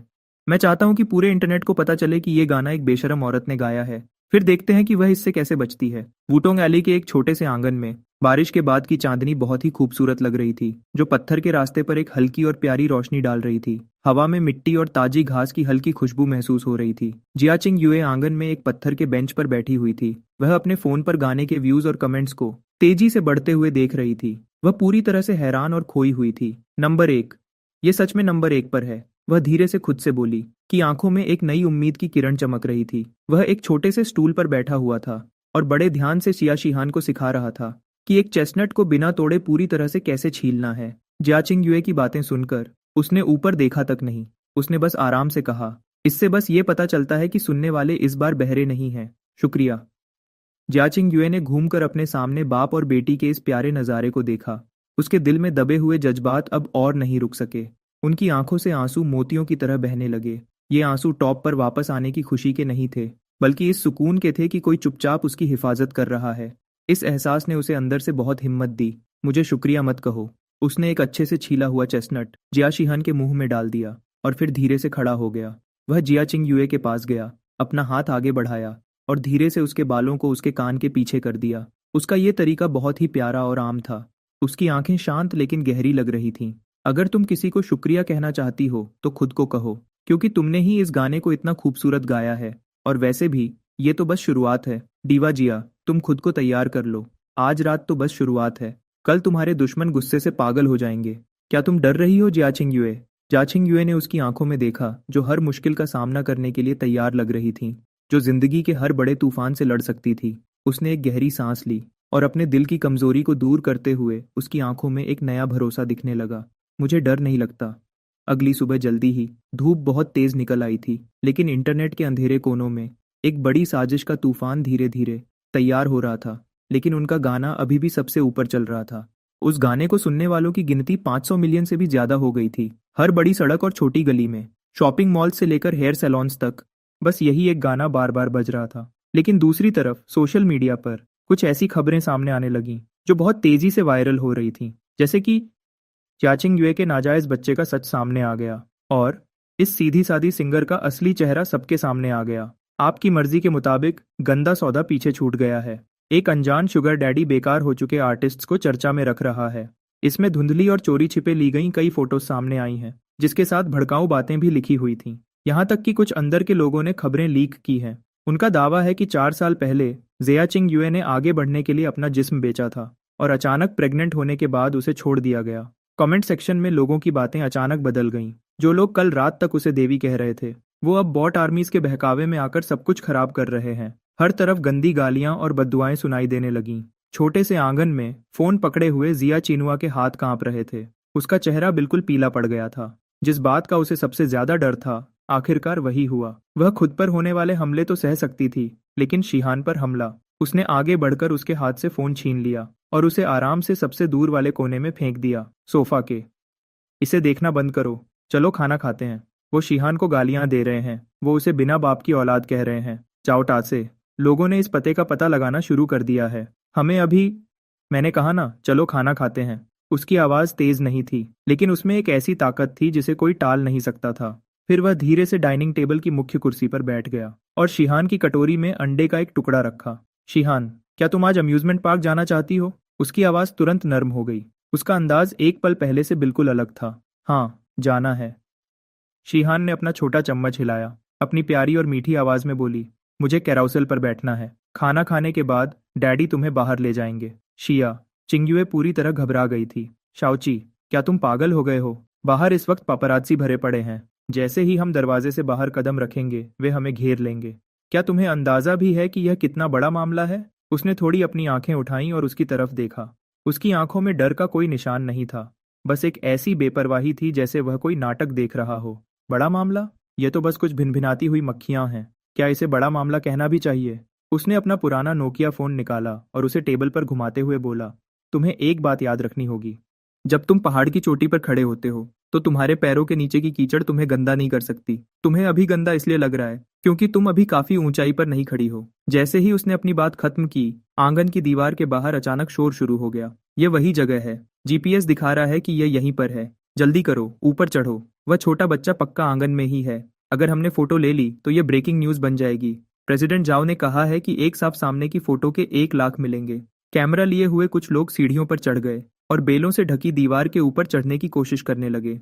उनके लालची कैमरा के लेंस अंदर की तरफ घूम गए, जो सीधे डाइनिंग टेबल पर बैठे 3 लोगों के परिवार पर निशाना लगा रहे थे। चीहान इतनी डर गई कि वह कांप उठी। उसका छोटा चम्मच जमीन पर गिर गया और वह जोर जोर से रोने लगी। गंदे लोग। शिया किन्युए के चेहरे का रंग बिल्कुल बदल गया। वह तुरंत बच्चे को बचाने के लिए उसकी तरफ भागी। फोटोज लेना बंद करो। तुम लोग बिना इजाजत के अंदर घुस रहे हो। बाहर निकलो।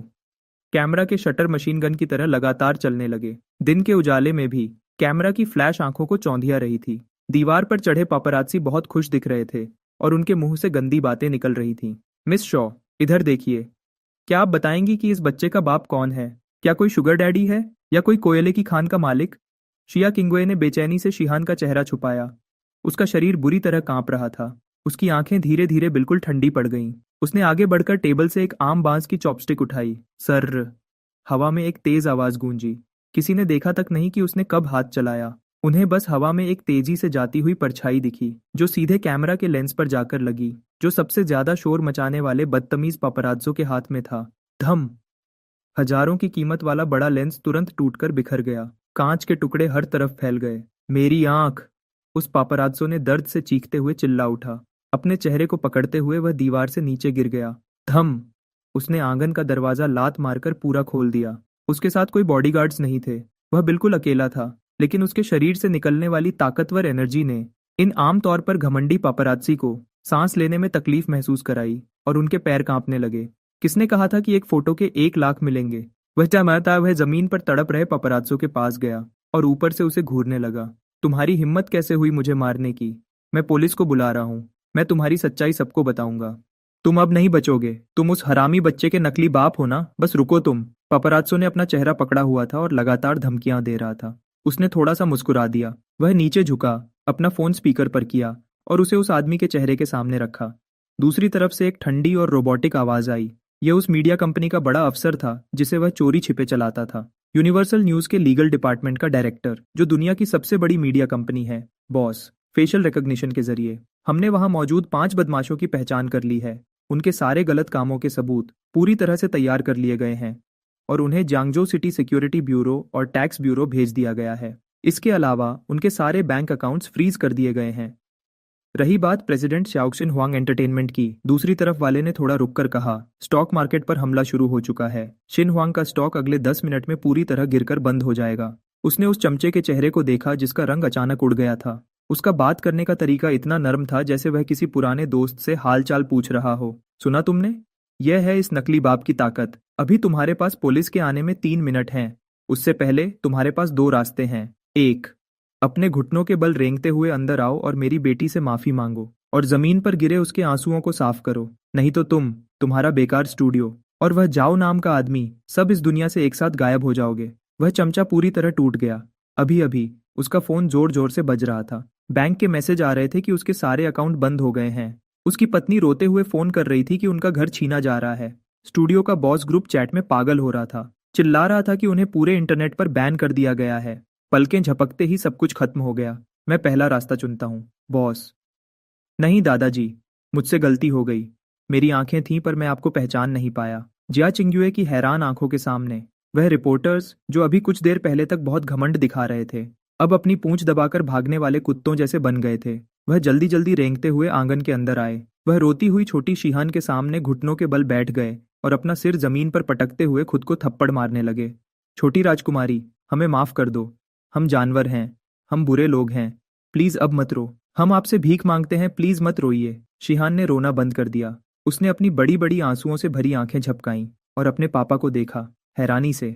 ये लोग क्या कर रहे हैं? वह आगे बढ़ा और अपनी बेटी को गोद में उठा लिया और प्यार से उसके चेहरे से आंसुओं के निशान पोंछने लगा। ये लोग एक नाटक कर रहे हैं। इसका नाम है बुरे लोगों को सबक मिल गया। उसने मुस्कुराते हुए अपनी बात खत्म की। फिर अपना सिर घुमाकर जिया चिंग्युए की तरफ देखा। इस वक्त जिया चिंग्युए इस अजीब पर दिल को सुकून देने वाले नज़ारे को देख रही थी। फिर उसकी तरफ देखा जो उनके बच्चे को गोद में लिए पूरे मामले को संभाले हुए था। फिर भी वह बिल्कुल शांत था। उसे अचानक एहसास हुआ कि आज के बाद से अगर आसमान भी गिर जाए तो कोई है जो उसे संभाल लेगा। ठीक है, नाटक खत्म हुआ। उसने जाने का इशारा करते हुए अपना हाथ हिलाया, जैसे मक्खियों को भगाते हैं। चले जाओ यहाँ से। जाओ और खुद को पुलिस के हवाले कर दो। और याद रखना, अगली बार जब इस दरवाजे को देखो तो दूसरे रास्ते से निकल जाना, नहीं तो अगली बार सिर्फ कैमरा का लेंस नहीं टूटेगा। रिपोर्टर्स को ऐसा लगा जैसे उनके सिर से बहुत बड़ा बोझ उतर गया हो। वह जल्दी जल्दी वहां से भाग खड़े हुए, आंगन का दरवाजा बंद करते हुए। पूरी दुनिया में फिर से शांति छा गई। वह घूमकर जिया चिंग्युए की तरफ देखने लगा। उसकी आवाज फिर से पहले की तरह आलसी हो गई थी। ओह हाँ, मुझे लगता है मैंने वह अंडा पूरा नहीं खाया था। ठंडा होने पर उसका टेस्ट खराब हो जाएगा। जिया चिंग्युए जोर से हंस पड़ी। वह वह हंसी और फिर उसकी आंखें लाल हो गईं। सब कुछ भूलकर वह आगे बढ़ी और उसको और शिहान को गले लगा लिया। शुक्रिया। उसका शरीर एक पल के लिए थोड़ा अकड़ गया, फिर नॉर्मल हो गया। उसने एक हाथ से प्यार से उसकी पीठ थपथपाई। इतनी जल्दी इमोशनल हो गई? फिर वह उसके कान के पास झुका और धीरे से बोला, असली खेल तो अभी शुरू होने वाला है। क्योंकि प्रेसिडेंट जाओ को लोगों के दिमाग से खेलना बहुत पसंद है, तो मैं उसे एक बड़ा तोहफा दूंगा। क्योंकि वह एक एंटरटेनमेंट कंपनी चलाता है, तो मैं पूरी एंटरटेनमेंट इंडस्ट्री ही खरीद लूंगा और उसे अपनी बेटी को खेलने के लिए दे दूंगा। जिया चिंग्युए ने उसकी तरफ देखा, जैसे वह किसी बिल्कुल अनजान आदमी को देख रही हो। अगर उस गाने ने उसे उसकी काबिलियत दिखाई थी, तो आज के इस नज़ारे ने उसे उसका एक ऐसा रूप दिखाया जो बहुत गहरा और छुपा हुआ था। यह तो सिर्फ एक छोटा सा हिस्सा था। तुम आखिर हो कौन? आखिरकार उसने वह सवाल पूछ ही लिया जो उसके दिमाग में चल रहा था बहुत बार। क्या तुम लैंडलॉर्ड और डॉक्टर हो, या सबसे बड़े म्यूजिक कंपोजर, या फिर वह बॉस जिसके बारे में वे लोग बात कर रहे थे? शाओचेन ने अपनी पैंट से धूल साफ की, खड़ा हुआ और फिर से अपने पुराने आलसी और बेपरवाह अंदाज में आ गया। वह उसके पास गया, उसकी आंखों में देखते हुए जो शक और बेचैनी से भरी थीं। क्या इस बात से सच में कोई फर्क पड़ता है कि मैं कौन हूँ? उसने अपना हाथ आगे बढ़ाया और शिहान के गोलू मोलू गाल को प्यार से खींचते हुए बोला, शिहान के लिए मैं उसका पापा हूँ और तुम्हारे लिए मैं कर्ज देने वाला हूँ। क्या ये दो पहचान काफी नहीं है? जिया चिंग्युए ने अपने होंठ चबाए। लेकिन जो कुछ भी तुमने दिखाया है और तुम्हारे वे तरीके, अगर तुम इतने बड़े आदमी हो तो तुम ऐसी जगह पर क्यों रहते हो? क्यों? क्योंकि मैं थक गया हूँ, बस इतनी सी बात है। उसने अपनी बाहें फैलाईं, उसके सवालों को बीच में ही रोकते हुए। वह घूम गया, इस पुराने छोटे पर सुंदर आंगन को देखने लगा। उसकी आंखों में सच में थकान साफ दिख रही थी। अपनी पिछली जिंदगी की धरती की यादें और इस दुनिया में आने के बाद बिजनेस की दुनिया में सालों की लड़ाई। वह सच में थक चुका था। उसने इतना पैसा कमा लिया था जो कई जन्म तक चलता, और उसके पास पूरी दुनिया को हिलाने की ताकत थी। लेकिन उसे एहसास हुआ कि उसे सबसे ज्यादा एक गर्म बोल नूडल्स और बिना किसी चालाकी के एक शांति भरी जिंदगी चाहिए थी। जब तक वह जिया चिंग्युए और उसकी बेटी से नहीं मिला था, तब तक उसे यह शांति नहीं मिली थी। रही बात मेरे तरीकों की, उसकी आंखें अचानक एक तेज तलवार की तरह चमक उठीं। जिया चिंग्युए, तुम्हें समझना होगा कि इस मतलबी दुनिया में अगर तुम थोड़ी सी भी शांति चाहते हो तो तुम्हारे हाथ में एक तेज हथियार होना चाहिए। मैं कोई बड़ा आदमी नहीं बनना चाहता और न ही कोई मसीहा बनना चाहता हूँ, लेकिन किसी को भी मेरे लोगों को हाथ लगाने की इजाजत नहीं है। उसने यह बात बहुत आराम से कही, लेकिन यह बात जिया चिंग्युए के दिल पर एक हथौड़े की तरह लगी। उसने उसकी चौड़ी पीठ को देखा, उसकी आंखों में अचानक आंसू आ गए। पिछले 4 साल से वह एक अकेली छोटी चिड़िया की तरह थी जो तूफान में उड़ रही थी और हमेशा शिकारियों और जाल से बचने की कोशिश कर रही थी। लेकिन अब आखिरकार कोई उससे रुकने के लिए कह रहा था कि यहाँ एक पेड़ है, एक घोंसला है और एक शिकारी उसकी हिफाजत के लिए खड़ा है। अच्छा, अब ख्यालों से बाहर आओ। वह वापस घूमा। उसका बात करने का तरीका फिर से मजाकिया हो गया, उन मक्खियों को पकड़ने की खुशी मनाने के लिए। आज रात हमें कुछ अच्छा खाना बनाना चाहिए। मुझे पोर्क रिब्स खानी है, उसमें थोड़ी ज्यादा चीनी डालना। जिया चिंग्युए रोते हुए भी हंस पड़ी, अपने आंसुओं को जल्दी से पोंछते हुए बोली, ठीक है, मैं इतनी चीनी डालूंगी कि तुम मीठे से ही मर जाओगे। इस बीच जांगचेंग सिटी के एक बड़े और सुंदर विला में प्रेसिडेंट जाओ बिल्कुल परेशान हो चुका था। तुम्हारा क्या मतलब है कि तुम्हें कुछ नहीं मिला? क्या तुम सब बेकार हो? उसने लुई त्रैंदद कोन्याक की एक बोतल उठाई और उसे गुस्से में दीवार पर दे मारा। कांच के टुकड़े हर तरफ बिखर गए। लाल रंग का पानी खून की तरह नीचे बहने लगा। अभी अभी उसने लाचार होकर देखा कि कैसे सिन्हुआंग एंटरटेनमेंट की मार्केट वैल्यू 3 बिलियन कम हो गई। और इससे भी ज्यादा डराने वाली बात यह थी कि उसका सबसे खास पापराजी स्टूडियो ब्लैक फॉक्स जैसे धरती से गायब ही हो गया था, बिना किसी मुकाबले के पूरी तरह बर्बाद हो गया था। सारे इशारे वुटोंग एली की तरफ जा रहे थे, सीधा उस लड़के की तरफ जो देखने में बिल्कुल आम लगता था, लेकिन उसने अपनी सारी जान पहचान लगा दी थी। यहाँ तक कि पता लगाने के लिए अंडरवर्ल्ड के लोगों से भी मदद ली थी, और बदले में उसे सिर्फ 2 शब्द मिले, टॉप सीक्रेट। उसके सारे फाइल्स लॉक्ड थे, उस घर के मालिक का नाम भी लॉक्ड था, यहाँ तक कि शाहान का बर्थ सर्टिफिकेट भी एक एस क्लास सीक्रेट बन चुका था, जो सिस्टम की सबसे बड़ी सिक्योरिटी होती है। प्रेसिडेंट शी का सेक्रेटरी हाथ में एक नया फैक्स लिए दरवाजे पर कांप रहा था। टैक्स ब्यूरो ने कहा है, वह पिछले साल के उन यिन यांग कॉन्ट्रैक्ट्स की पूरी जांच करना चाहते हैं, और हमारे पहले से तय किए गए कई इन्वेस्टर्स ने एक साथ अपना सारा पैसा वापस ले लिया है।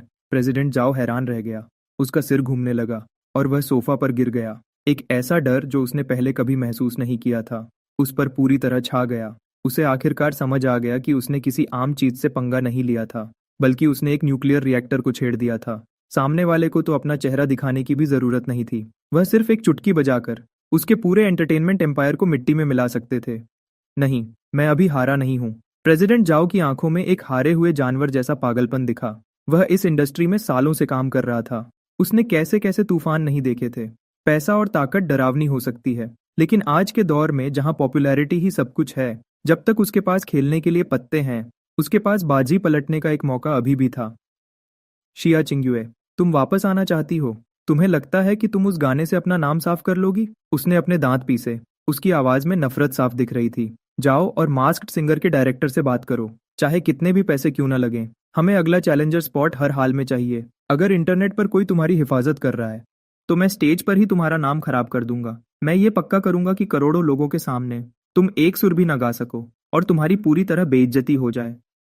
अगर मैं पीछे से चालाकी नहीं कर सकता, तो मैं तुम्हारे सामने खुलेआम खेलूंगा। अगले दिन मौसम बहुत ही प्यारा था। वह जियाजिंग युए और शिहान को लेकर गया ड्रीमलैंड अम्यूजमेंट पार्क, जो जांगचेंग का सबसे बड़ा पार्क है। यह जगह बच्चों के लिए जन्नत जैसी थी, लेकिन बड़े लोगों और सेलिब्रिटीज के लिए एक मुश्किल जगह थी। यहाँ बहुत ज्यादा भीड़ होती थी। अगर थोड़ा सा भी मशहूर कोई आर्टिस्ट यहाँ आता, तो वहाँ भीड़ बेकाबू हो जाती। जाया जिन युए को इसी बात की चिंता हो रही थी। उसने जाया चिनुए को शीशे के सामने खड़े देखा। वह पूरी तरह तैयार थी, एक बेसबॉल कैप, धूप का चश्मा, एक मास्क और एक ढीली ढाली जैकेट जिसने उसे पूरी तरह छुपा रखा था। सिर्फ उसकी परेशान आंखें ही दिख रही थीं। वह बार बार खुद को चेक कर रही थी। उसे डर था कि कहीं कोई उसे पहचान न ले। उसके पास खड़ी शिहान ने एक गुलाबी रंग की प्रिंसेस ड्रेस पहनी हुई थी। उसके सिर पर मिकी माउस का हेडबैंड था जो उसने अभी खरीदा था, और उसने एक नया टेडी बेयर पकड़ा हुआ था जो उसके आधे कद का था। उसने अपना छोटा सा सिर घुमाया और उसे देखा, और अपनी प्यारी सी आवाज में पूछा, मम्मा, क्या आप निंजा टर्टल बनी हैं? वह जमीन पर बैठकर शिहान के जूतों के फीते बांध रहा था। यह सुनकर उसने जियाक्सिंग युए की तरफ देखा और अपनी हंसी नहीं रोक पाया। उसे मानना पड़ा कि वह बिल्कुल वैसी ही लग रही थी। वैसे किसी निंजा टर्टल का फिगर तुम्हारे जितना अच्छा नहीं होता। शी अकिंग युए ने उसे गुस्से से देखा, चश्मे के अंदर से भी वह उसकी घबराहट को साफ महसूस कर सकता था। तुम अभी भी हंस रहे हो। आज वीकेंड है, अम्यूजमेंट पार्क में बहुत भीड़ होगी। अगर किसी ने मुझे पहचान लिया और भीड़ ने हमें घेर लिया तो शिहान बहुत डर जाएगी। और कल की ट्रेंडिंग बातें भले ही हट गई हों, पर लोग अभी भी मेरा चेहरा भूले नहीं होंगे। वह खड़ा हुआ, उसकी आवाज में थोड़ी मजबूरी थी, पर पूरा भरोसा भी था। तुम यहीं गलत हो। यह कहते हुए उसने आगे बढ़कर उसका चश्मा उतार दिया, उसके बाद मास्क उतारा, और आखिर में वह खराब सी बेसबॉल कैप भी हटा दी। उसके काले घने बाल धूप में तुरंत नीचे खुलकर गिर गए और वह धूप में चमकने लगे। उसका बेहद खूबसूरत चेहरा अब सबके सामने था। वह इतनी सुंदर थी कि कोई भी देखता रह जाए। जब हम बाहर घूमने जा रहे हैं, तो हमें बिना डरे और खुलेआम जाना चाहिए। उसने छुपने वाली सारी चीजें आराम से सोफा पर फेंक दी। उसकी आवाज नर्म पर पक्की थी। अगर तुम दुनिया को चश्मे से देखोगी, तो इंद्रधनुष भी फीका दिखेगा। शिहान भी नहीं चाहेगी कि उसकी माँ उसके साथ खेलते वक्त चोरों की तरह छुपती फिरे। सही है, लेकिन शी अकिंग्युए फिर से घबरा गई कि आवाज में चिंता थी। पर सेफ्टी का क्या? शांति रखो। उसने अपनी शर्ट का कॉलर ठीक किया और नीचे झुककर चीहोंग का नर्म छोटा हाथ पकड़ लिया, और अपने दूसरे हाथ से उसने आराम से शिया जिंग्युए का हाथ पकड़ लिया। उसका हाथ बड़ा और गर्म था, जिससे दिलासा मिल रहा था। वह बस उसे बताना चाहता था कि जब तक वह साथ है, डरने की कोई बात नहीं है। इस दुनिया में जब तक मैं चाहूं, तुम किसी को नहीं दिखोगी, या फिर पूरी दुनिया हमारे साथ मिलकर ऐसा दिखावा करेगी जैसे उन्होंने हमें देखा ही नहीं। शी अकिंग्युए को थोड़ा शक था, पर आखिर में उसने अपना हाथ पकड़ने दिया और दोनों घर से बाहर निकल गए। आधे घंटे बाद वे ड्रीमलैंड अम्यूजमेंट पार्क के गेट पर पहुंच गए। चिया जिंग्युए ने उसका हाथ बहुत जोर से पकड़ रखा था। उसका शरीर बिल्कुल टाइट हो गया था। उसने खुद को तैयार कर लिया था कि लोग उसे घेर लेंगे, उस पर उंगली उठाएंगे या इससे भी बुरा कुछ करेंगे। लेकिन एक अजीब बात हुई। टिकट गेट पर खड़े स्टाफ ने बस आराम से उसके फोन से क्यूआर कोड स्कैन किया, मुस्कुराकर कहा कि आपका दिन अच्छा रहे। उन्हें बिल्कुल पता नहीं चला कि उनके सामने खड़ी लड़की वही मशहूर स्टार शी अकिंग युए थी जो कल ही सोशल मीडिया पर हर जगह छाई हुई थी। पार्क के अंदर जाते ही वहां सच में बहुत भीड़ थी और हर तरफ शोर शराबा था। लेकिन चमत्कार यह था कि वह जहां भी गए आसपास के लोग अपने आप उनसे दूर रह रहे थे। लगभग 2 मीटर की दूरी पर कोई धक्का मुक्की नहीं हो रही थी, कोई भीड़ नहीं थी और कोई भी उन्हें अजीब तरीके से नहीं देख रहा था। उसने अपने पास खड़ी हैरान शी अकिंग युए को देखा और उसकी आंखों में एक हल्की सी मुस्कुराहट थी। उसे अभी तक नहीं पता था कि इस आधे दिन के सुकून के लिए उसने पहले ही स्काईनेट सिक्योरिटी सिस्टम को काम पर लगा दिया था। वहां भीड़ में घुले मिले 200 टूरिस्ट्स असल में उसके भेजे हुए बिना यूनिफॉर्म वाले बॉडीगार्ड्स थे। वह ऐसे दिखावा कर रहे थे जैसे फोटो खींच रहे हों या आराम से मैप देख रहे हों, और वह चुपचाप हर उस आने जाने वाले को रोक रहे थे जो उसके पास आ सकता था या उसे पहचान सकता था। और सबसे मजेदार बात यह थी कि शी अकिंग्युए ने ध्यान दिया कि आसपास के लोगों का ध्यान अजीब और गरीब चीजों की तरफ खिंच रहा था। सड़क के किनारे झाड़ियों से एक साथ कई सारे प्यारे रोबोट डॉग्स अचानक बाहर आए और नाचने लगे, जिससे भीड़ वहां जमा हो गई और लोग अपने फोन से फोटो लेने लगे। आसमान में ढेर सारे ड्रोन्स अलग अलग तरह के सुंदर डिजाइन्स बना रहे थे। थोड़ी दूर पर कुछ लोग ऐसे कपड़े पहने हुए थे जैसे आजकल के मशहूर स्टार्स पहनते हैं। वह बलून बांट रहे थे और सारी फैंस को किसी दूसरी जगह ले जा रहे थे। उनका 3 लोगों का परिवार भीड़ के बीच एक बुलबुले की तरह आराम से चल रहा था, जैसे मछलियों के बीच कोई बुलबुला तैर रहा हो। भले ही हर तरफ शोर था, पर उनके आसपास एक अजीब सा सुकून था। वह बिल्कुल ऐसा ही चाहता था। उसने भीड़ को भगाने के लिए अपनी ताकत का इस्तेमाल नहीं किया, बल्कि इससे भी ज्यादा मेहनत की ताकि सब कुछ बिल्कुल आम लगे और वह बिना किसी चिंता के अपने बच्चे के साथ खेल सके। यह यह क्या हो रहा है? शी अकिंग्युए ने हैरानी से उसकी तरफ देखा और धीरे से पूछा। उसने अभी खरीदे हुए 2 आइसक्रीम कोन पकड़े और दोनों को एक एक दे दिया। उसने आराम से बात को टालते हुए कहा, शायद सबका आज अच्छा दिन है। उन्हें देखने के लिए कोई और मजेदार चीज मिल गई होगी। देखो, क्या उस क्लाउन का खेल बढ़िया नहीं है? जाहिर है वह उसे सच नहीं बताने वाला था। कुछ तरह की हिफाजत चुपचाप ही अच्छी लगती है। घूमने वाला झूला। शिहान अचानक खुशी से चिल्ला उठी।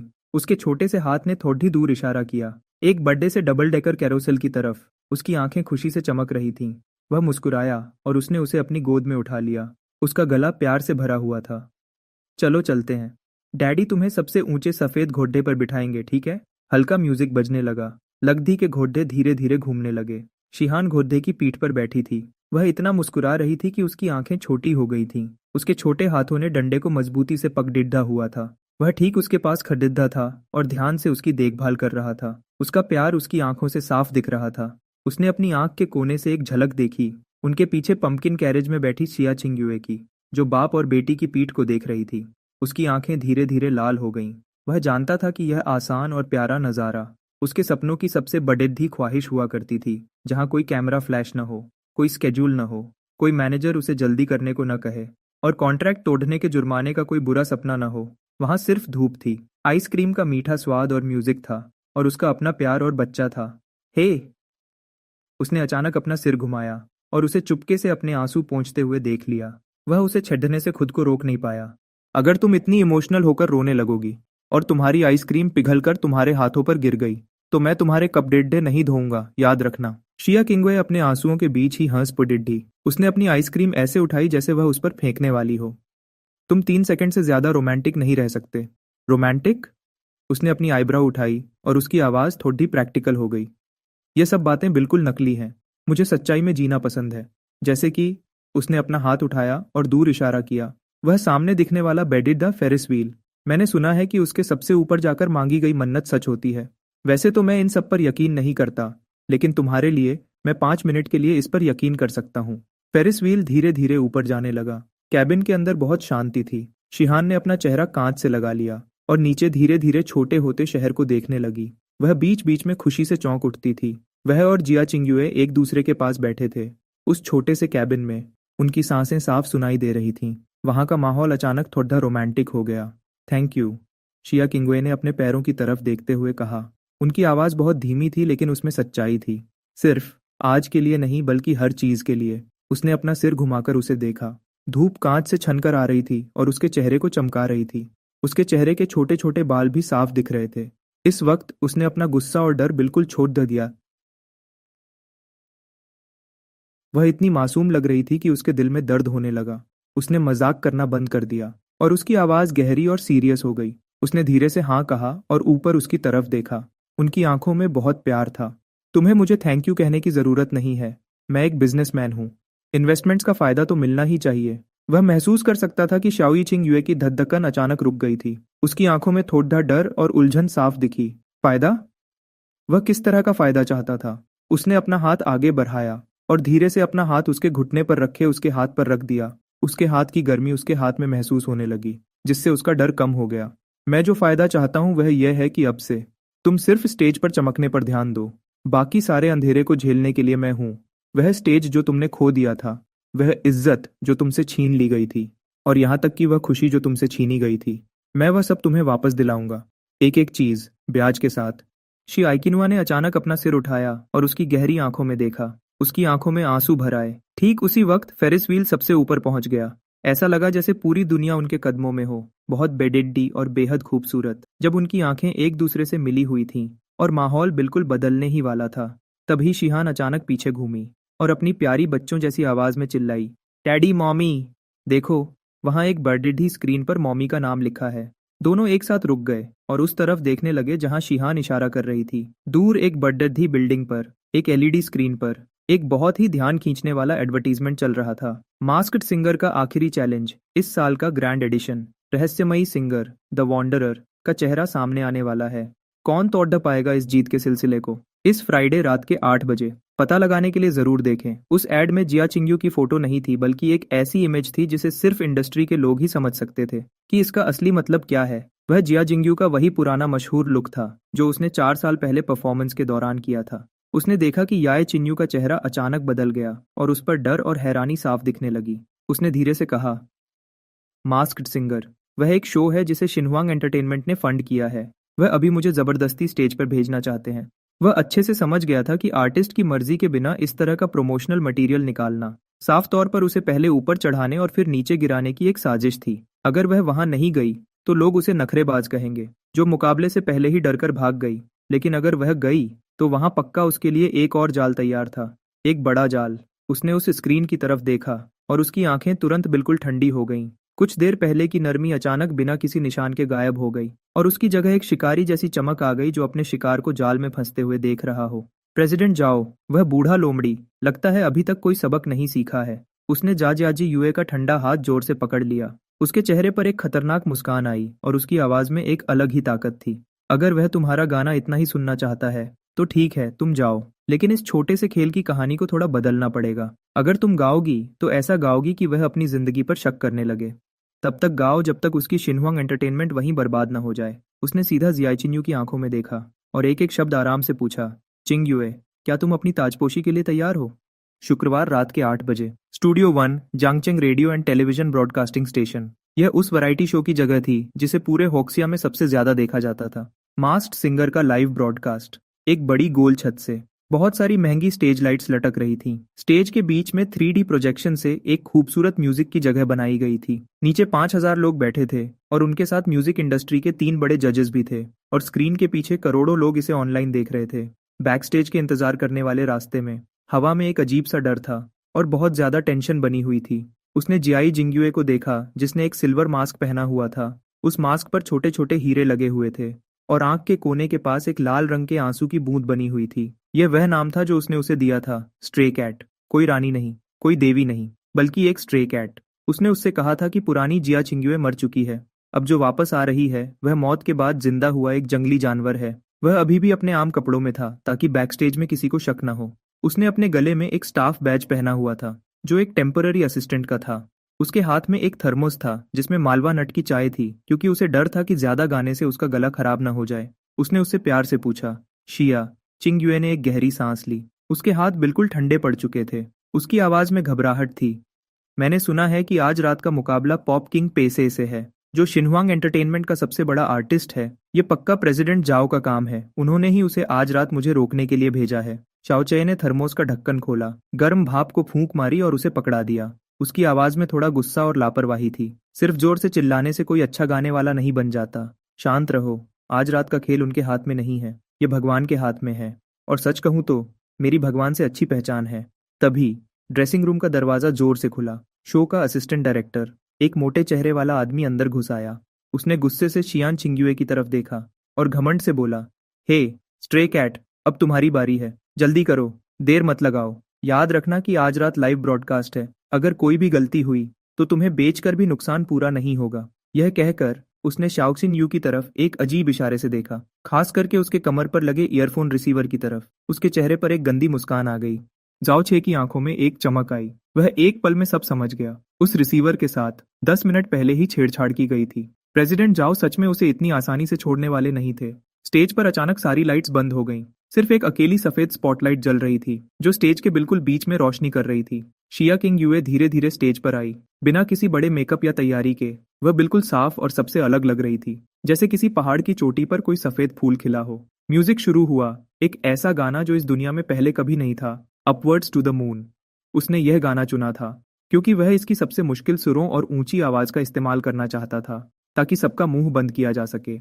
इस दुनिया में ऊंची आवाज में गाने को ही सबसे बड़ा हुनर माना जाता है, और यह गाना ऊंची आवाज के मामले में सबसे मुश्किल था। गाने की शुरुआत एक हल्की सी आवाज से हुई, और जैसे ही जाई जिंग्युए ने अपना मुंह खोला तो उसकी वह हीरे जैसी साफ आवाज ने वहां बैठे हर इंसान का दिल जीत लिया। वह बैकस्टेज के अंधेरे में बैठकर उसे स्टेज पर देख रहा था, और उसके चेहरे पर एक मुस्कान थी। लेकिन अगले ही पल एक बड़ी मुसीबत आ गई। जैसे ही गाना अपने सबसे ऊंचे सुर पर पहुंचने वाला था, जहां सुर को अचानक बदलना था और जिसमें बिल्कुल सही पिच की जरूरत थी, स्क्रीच। अचानक माइक से एक बहुत तेज और चुभने वाली आवाज आई, जो सबके कानों में चाकू की तरह चुभी। उसके तुरंत बाद पीछे चल रहा म्यूजिक अचानक बंद हो गया, और पूरे स्टूडियो में एकदम सन्नाटा छा गया। उसने देखा कि जिया जिनवे ने दर्द के मारे अपने कान बंद कर लिए। उसका शरीर हिलने लगा, और वह स्टेज पर ही बस गिरने वाली थी। उसके ईयरपीस में कोई म्यूजिक नहीं चल रहा था, बल्कि 100 डेसिबल की बहुत तेज और खराब आवाज आ रही थी। बिना लाइव स्ट्रीम चैट को देखे ही कोई भी अंदाजा लगा सकता था कि वहां कितना बड़ा हंगामा हो रहा होगा। कुछ लोग उसका मजाक उड़ा रहे थे, कुछ लोग उस पर शक कर रहे थे, और कुछ परेशान थे। इसी बीच वीआईपी बॉक्स में कुछ लोग परेशान थे। इसी बीच वीआईपी बॉक्स में प्रेसिडेंट जाओ मॉनिटर को घूर रहे थे। शायद उन्हें लग रहा था कि यह सिर्फ मशीन की कोई खराबी है। स्टेज पर जाई जिंग्युए बिल्कुल निराश हो गई। ना कोई म्यूजिक था, और ईयरपीस भी खराब हो चुका था। उसके सामने हजारों सवाल उठाती आंखें थीं। स्टेज की तेज लाइट्स के नीचे उसे लगा कि वह बिल्कुल अकेली हो गई है। उसने अपना मुंह खोला, लेकिन कोई आवाज नहीं निकली। वह अच्छे से जानता था कि इस वक्त वह क्या सोच रही होगी। क्या सब खत्म हो गया? क्या जो उम्मीद अभी जगी थी वह ऐसे ही खत्म हो जाएगी? ऐसा नहीं होगा। वह यहाँ था, वह उसे फिर से गिरने नहीं देगा। उसी वक्त वह खड़ा हुआ और स्टेज की तरफ चलने लगा। वह उस अंधेरे से निकलकर बाहर आया जहां कभी रोशनी नहीं गई थी। वहां एक काला ग्रैंड पियानो रखा था, जिसका इंतजाम उसने पहले से ही कर रखा था। वह बैठ गया और उसकी उंगलियों ने धीरे से पियानो की कीज को छुआ। पियानो से एक साफ और प्यारी आवाज निकली, जो बहुत शक्तिशाली थी और दिल को सुकून देने वाली थी। इस आवाज ने तुरंत ही वहां के शोर को शांत कर दिया। सब लोग हैरान रह गए। अचानक पीछे से एक लाइट जली, जिसने पियानो और उसे रोशन कर दिया। उसने एक काला आधा मास्क पहना हुआ था, जिससे सिर्फ उसका चेहरा थोड़ा सा दिख रहा था, और उसकी आंखें रात के आसमान की तरह गहरी लग रही थीं। वह अभी भी उसी सफेद शर्ट में था, जिसकी आस्तीन उसने ऊपर मोड़ रखी थी, जिससे उसके मजबूत हाथ दिख रहे थे। उसकी उंगलियां कीज पर तेजी से चलने लगीं, और बहते पानी की तरह एक बेहद सुंदर और शानदार म्यूजिक निकलने लगा। यह म्यूजिक असली गाने से भी ज्यादा साफ था और दिल को छू लेने वाला था। उसने अपना सिर थोड़ा सा घुमाया और स्टेज पर अकेली और लाचार खड़ी यित्सिया चिनुए को देखा। उसने एक शब्द भी नहीं बोला, लेकिन उसकी आंखों ने उसे एक साफ और पक्का इशारा दिया, गाओ। मैं यहाँ हूँ। शिया एच चिनुए ने उसे देखा। उसकी आंखों से आंसू बह रहे थे। उस पल उसके ईयरपीस का शोर जैसे गायब हो गया। लोगों का शक भी खत्म हो गया। अब उसकी दुनिया में सिर्फ वह पियानो था और उसकी उंगलियों से निकलने वाली ताकत थी। उसने एक गहरी सांस ली, अपनी आंखें बंद की और माइक को एक बार फिर ऊपर उठाया। इस बार उसकी आवाज बिल्कुल नहीं कांपी, बल्कि उसमें एक अनोखी और बहुत बड़ी ताकत थी। जब वह ऊंचे सुरों में गाती तो पियानो का म्यूजिक उसकी आवाज के साथ बिल्कुल मिल जाता। पियानो की आवाज 10,000 दौड़ते घोड़ों की तरह गूंजती, और जब वह धीरे गाती तो पियानो की आवाज हल्की बारिश की तरह नरम हो जाती। उन्होंने इसकी कोई तैयारी नहीं की थी, फिर भी दोनों के दिल एक दूसरे से बिल्कुल जुड़े हुए थे, जैसे उन्होंने पहले हजारों बार एक साथ परफॉर्म किया हो। गाना अपने सबसे आखिरी और ऊंचे मुकाम पर पहुंच गया। यह एक सिंगर के लिए सबसे बड़ा टेस्ट था। शी चिंग युए ने अपना सिर पीछे किया, और लगातार 3 ऊंचे सुर ऐसे निकले जैसे कोई नया जन्म हो रहा हो। हर एक सुर पहले वाले से भी ऊंचा था, और हर एक सुर पहले से भी ज्यादा साफ था, जिसने वहां मौजूद हर एक इंसान के दिल को हिलाकर रख दिया। उसका बायां हाथ धीरे से चला, और उसके दाएं हाथ ने कीज को दबाते हुए एक जादू सा बिखेर दिया।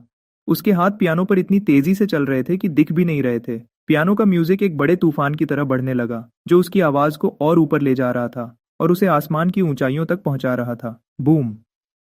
आखिरी ऊंचा सुर खत्म हुआ और पियानो अचानक बंद हो गया। शेख इंगुआ स्पॉटलाइट के नीचे खड़ी थी। उसकी सांसें तेज चल रही थीं और उसके चेहरे से पसीना बह रहा था। वह जंग जीत कर आई किसी रानी की तरह लग रही थी, जिसके चेहरे पर एक अलग ही चमक थी। पूरे हॉल में 5 सेकंड तक बिल्कुल सन्नाटा रहा। फिर तालियों की गूंज और लोगों के चिल्लाने की आवाज से पूरा हॉल गूंज उठा। हे भगवान! क्या यह सच में किसी इंसान की आवाज है? पियानो पर वह लड़का कौन है? वह कितना हैंडसम है? उसने पियानो बजाकर सब कुछ कितने शानदार तरीके से बचा लिया। यह कोई खराब परफॉर्मेंस नहीं थी, बल्कि यह तो एक बेहद खूबसूरत कला का नमूना था। मेरी माँ ने मुझसे पूछा कि मैं घुटनों के बल बैठकर लाइव स्ट्रीम क्यों देख रहा हूँ। 3 पुराने जजेस अपनी सीट से खड़े हो गए। वह इतने खुश थे कि उन्हें समझ नहीं आ रहा था कि क्या बोलें। ये पक्का इस साल की सबसे बेहतरीन परफॉर्मेंस है। नहीं, ये इस पूरे 10 साल की सबसे शानदार लाइव परफॉर्मेंस है। बिना किसी पीछे चलने वाले म्यूजिक के भी, और मशीन खराब होने के बाद भी, उन्होंने अपने सच्चे हुनर का इस्तेमाल किया और एक खराब सिचुएशन को एक शानदार म्यूजिक शो में बदल दिया। शिया चिंग युए ने अपना ईयरपीस उतारा और पियानो के पास खड़े उस लड़के की तरफ देखा। वह धीरे से खड़ा हुआ। उसने झुककर प्रणाम नहीं किया, बस अंधेरे में खड़े होकर धीरे से ताली बजाई और उसे बधाई दी। फिर, एक सच्चे कलाकार की तरह, उसने यह पूरी चमक और ध्यान उस लड़की को दे दिया। वह सिर्फ पीछे रहकर उसे आगे बढ़ाना चाहता था। स्टेज के पीछे कोई भी प्रेसिडेंट जाओ के गुस्से भरे चेहरे का अंदाजा लगा सकता था। उनके हाथ में जो वाइन का ग्लास था, शायद उसके टुकड़े टुकड़े हो चुके थे। ये पियानो बजाने वाला आखिर कहाँ से आ गया? उनके चिल्लाने की आवाज पूरे लाउंज में गूंज रही होगी। पता लगाओ, अभी पता लगाओ कि वह मास्क वाला आदमी कौन है। शो खत्म होने के बाद भीड़ और मीडिया के बीच शिया एक चिंग युए उस सेलिब्रेशन पार्टी में नहीं गई। वह सीधे उस नैनी वैन के अंदर चली गई जो उसने पहले से तैयार रखी थी। वैन के शीशे काले थे, जिसकी वजह से बाहर के कैमरा की फ्लैशेस और सारा शोर शराबा अंदर नहीं आ रहा था। वैन के अंदर एक अजीब सी खामोशी थी। फहफाद चद्देह आगे वाली सीट पर बैठा था। उसने अपना मास्क पहले ही उतार दिया था। उसके हाथ में वह पुराना नोकिया फोन था और वह स्नेक गेम खेल रहा था।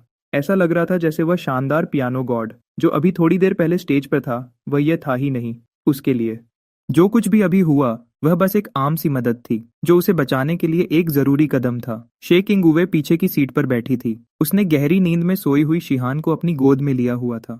वह छोटी बच्ची बैक स्टेज पर ही आराम से सो गई थी। वह बिल्कुल बेखबर थी कि स्टेज पर कितना बड़ा ड्रामा हो चुका है। वह इस बात को महसूस कर सकता था। उसका ध्यान उसकी गर्दन के पीछे ही था, जिसमें बहुत सारे सवाल और शक थे।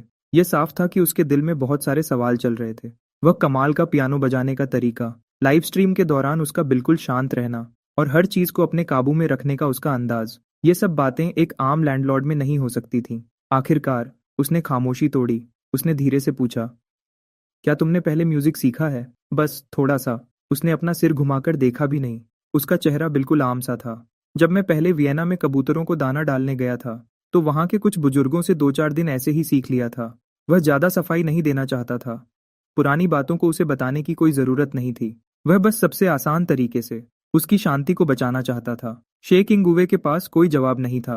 वियना के कुछ बुजुर्ग लोग, वह समझ गई थी कि वह बस बात को टाल रहा है। गाड़ी आराम से वूतोंग एली के अंदर चली गई। आज की रात पूरी एंटरटेनमेंट इंडस्ट्री के लिए एक ऐसी रात थी जिसमें कोई सो नहीं पाया। Left hand pointing to the moon गाने के लाइव वीडियो ने सिर्फ 1 घंटे में देखने वालों के सारे रिकॉर्ड तोड़ दिए। इंटरनेट पर टॉप 10 ट्रेंडिंग सर्चेस में हर जगह वही छाया हुआ था। हर कोई उस अनजान पियानिस्ट के बारे में अंदाजा लगा रहा था, लेकिन उसके लिए यह बस एक रोज का काम पूरा करने जैसा था। उसे नाम या पैसे की कोई परवाह नहीं थी। उसने यह सब सिर्फ उसे बचाने के लिए किया था। घर पहुंचकर वह शिहान को उठाकर ऊपर ले गया। उसने ध्यान से उस छोटी बच्ची को सुलाया। फिर वह घूमकर बाथरूम में चला गया। जब वह बाथरोब पहनकर बाहर आया तो उसके बाल अभी भी गीले थे और उनसे पानी टपक रहा था। जैसे ही वह सीढ़ियों के ऊपर पहुंचा, उसने शेख इंगुवे को लिविंग रूम में बैठे हुए देखा। उसके हाथ में कुछ बिखरे हुए डॉक्यूमेंट्स थे। हैरानी की वजह से उसका चेहरा पीला पड़ गया था। उसकी आंखों में साफ हैरानी दिख रही थी, जैसे उसे यकीन न हो रहा हो। और ये वही डॉक्यूमेंट्स थे जो उसने अपनी काली शर्ट की अंदर वाली जेब में छोड़ दिए थे, जो कपड़े उसने आज रात पहने थे।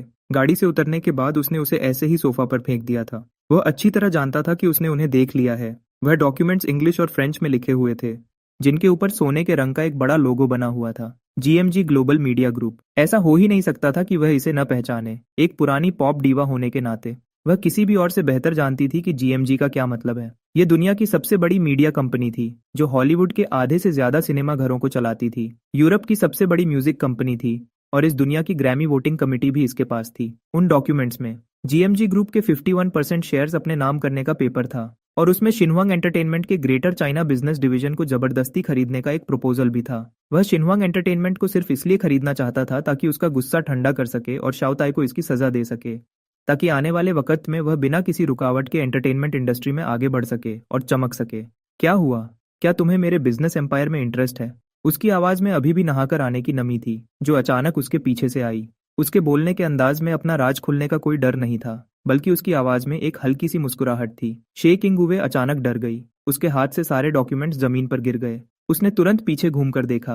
वह सीढ़ियों के ऊपर बाथरोब पहने खड़ा था, जिसमें से उसका मजबूत शरीर साफ दिख रहा था। उसका चेहरा शर्म से बिल्कुल लाल हो गया। चिंग युए ने हकलाते हुए सफाई दी। मैं मेरा मतलब तुम्हारे पेपर्स देखना नहीं था। क, क्या यह सब सच है? क्या तुम जीएमजी के बॉस हो? शाओची सीढ़ियों से नीचे आया। उसने झुककर जमीन से सारे डॉक्यूमेंट्स उठाए। उसने उन्हें आराम से साफ किया और वापस कॉफी टेबल पर रख दिया। उसने बिल्कुल आम अंदाज में कहा, हाँ तुम ऐसा कह सकती हो। उसने अपने लिए एक ग्लास पानी निकाला और खिड़की के पास चला गया और खिड़की से बाहर उस पुराने पेड़ को देखने लगा। उसने एक ठंडी सांस लेते हुए कहा, पहले वाले चेयरमैन ने मुझसे एक मदद ली थी। उसने जबरदस्ती ये शेयर्स मेरे हाथ में थमा दिए। पहले तो मैं हजारों लोगों को संभालना नहीं चाहता था, ये बहुत झंझट का काम है। लेकिन अभी मुझे समझ आया कि थोड़ी सी ताकत होने से बहुत सारी परेशानियों से बचा जा सकता है, जैसे कि तुम्हें बिल्कुल सुरक्षित रखना। चिंग युए ने उसे देखा। उसकी आंखें हैरानी से भरी हुई थीं। ऐसा लग रहा था जैसे वह कोई कहानी सुन रही हो। तो तुम यहाँ क्यों रहते हो? एक लैंडलॉर्ड होने का नाटक क्यों करते हो? उसने अपने दिल का एक और सवाल पूछा। शाओचे ने पानी का एक घूंट लिया। वह घूमकर खिड़की के सहारे खड़ा हो गया। उसका अंदाज थोड़ा गंभीर हो गया, क्योंकि सबसे ऊपर अकेलेपन के सिवा कुछ नहीं होता। वह धीरे धीरे उसकी तरफ बढ़ा और उसे सोफा के कोने तक ले गया। वह आगे झुका और अपने दोनों हाथ सोफा के पीछे रख दिए, जिससे वह उसके बिल्कुल करीब आ गई। उसकी खुशबू ने तुरंत चिंगयुए को घेर लिया। जब तुम्हारे पास सब कुछ होता है, तब तुम्हें समझ आता है कि सच्चाई सबसे महंगी चीज है। जो लोग मेरे पास आते हैं, वह या तो मेरे पैसे के पीछे होते हैं या फिर मेरी ताकत के। सिर्फ यहाँ उस बीफ नूडल्स के बोल में और शिहान के मुंह से पापा सुनकर मुझे लगता है कि मैं सच में एक इंसान हूँ। उसने उसकी आंखों में ध्यान से देखा। उसकी आवाज गहरी और असरदार थी, जिसमें एक अलग ही खिंचाव था। अब जब तुम्हें मेरा राज पता चल गया है, तो बिजनेस के नियम के मुताबिक जो लोग ज्यादा जान जाते हैं उनका अंजाम दो में से एक ही होता है। शे किंगुवे का दिल जोर से धड़कने लगा। उसने घबराकर उसे देखा। उसकी आवाज कांप रही थी। कैसा अंजाम? चुप होने के बाद शाओचे ने जानबूझकर एक गुस्से वाला चेहरा बनाया। उसे डर के मारे पीछे हटते हुए देखकर वह अपनी हंसी नहीं रोक पाया और जोर से हंस पड़ा। अगले ही पल उसने अपना मजाकिया चेहरा बदल लिया। एक चालाक लोमड़ी की तरह मुस्कुराते हुए उसने कहा कि पार्टनर बनने का मतलब है पूरी तरह से मेरे साथ जुड़ जाना, और तुम अपनी पूरी जिंदगी में कभी यहाँ से भाग नहीं पाओगी। उसने अपना हाथ आगे बढ़ाया और धीरे से उसकी ठुड्डी को ऊपर उठाया। उसकी उंगलियों ने उसकी नर्म स्किन को छुआ। उसका बोलने का तरीका नर्म लेकिन पक्का था। मिस शिया, क्योंकि तुम शिहान की माँ हो, इसलिए मैं तुम्हें एक खास मौका दूंगा। क्या तुम मेरी पत्नी बनोगी?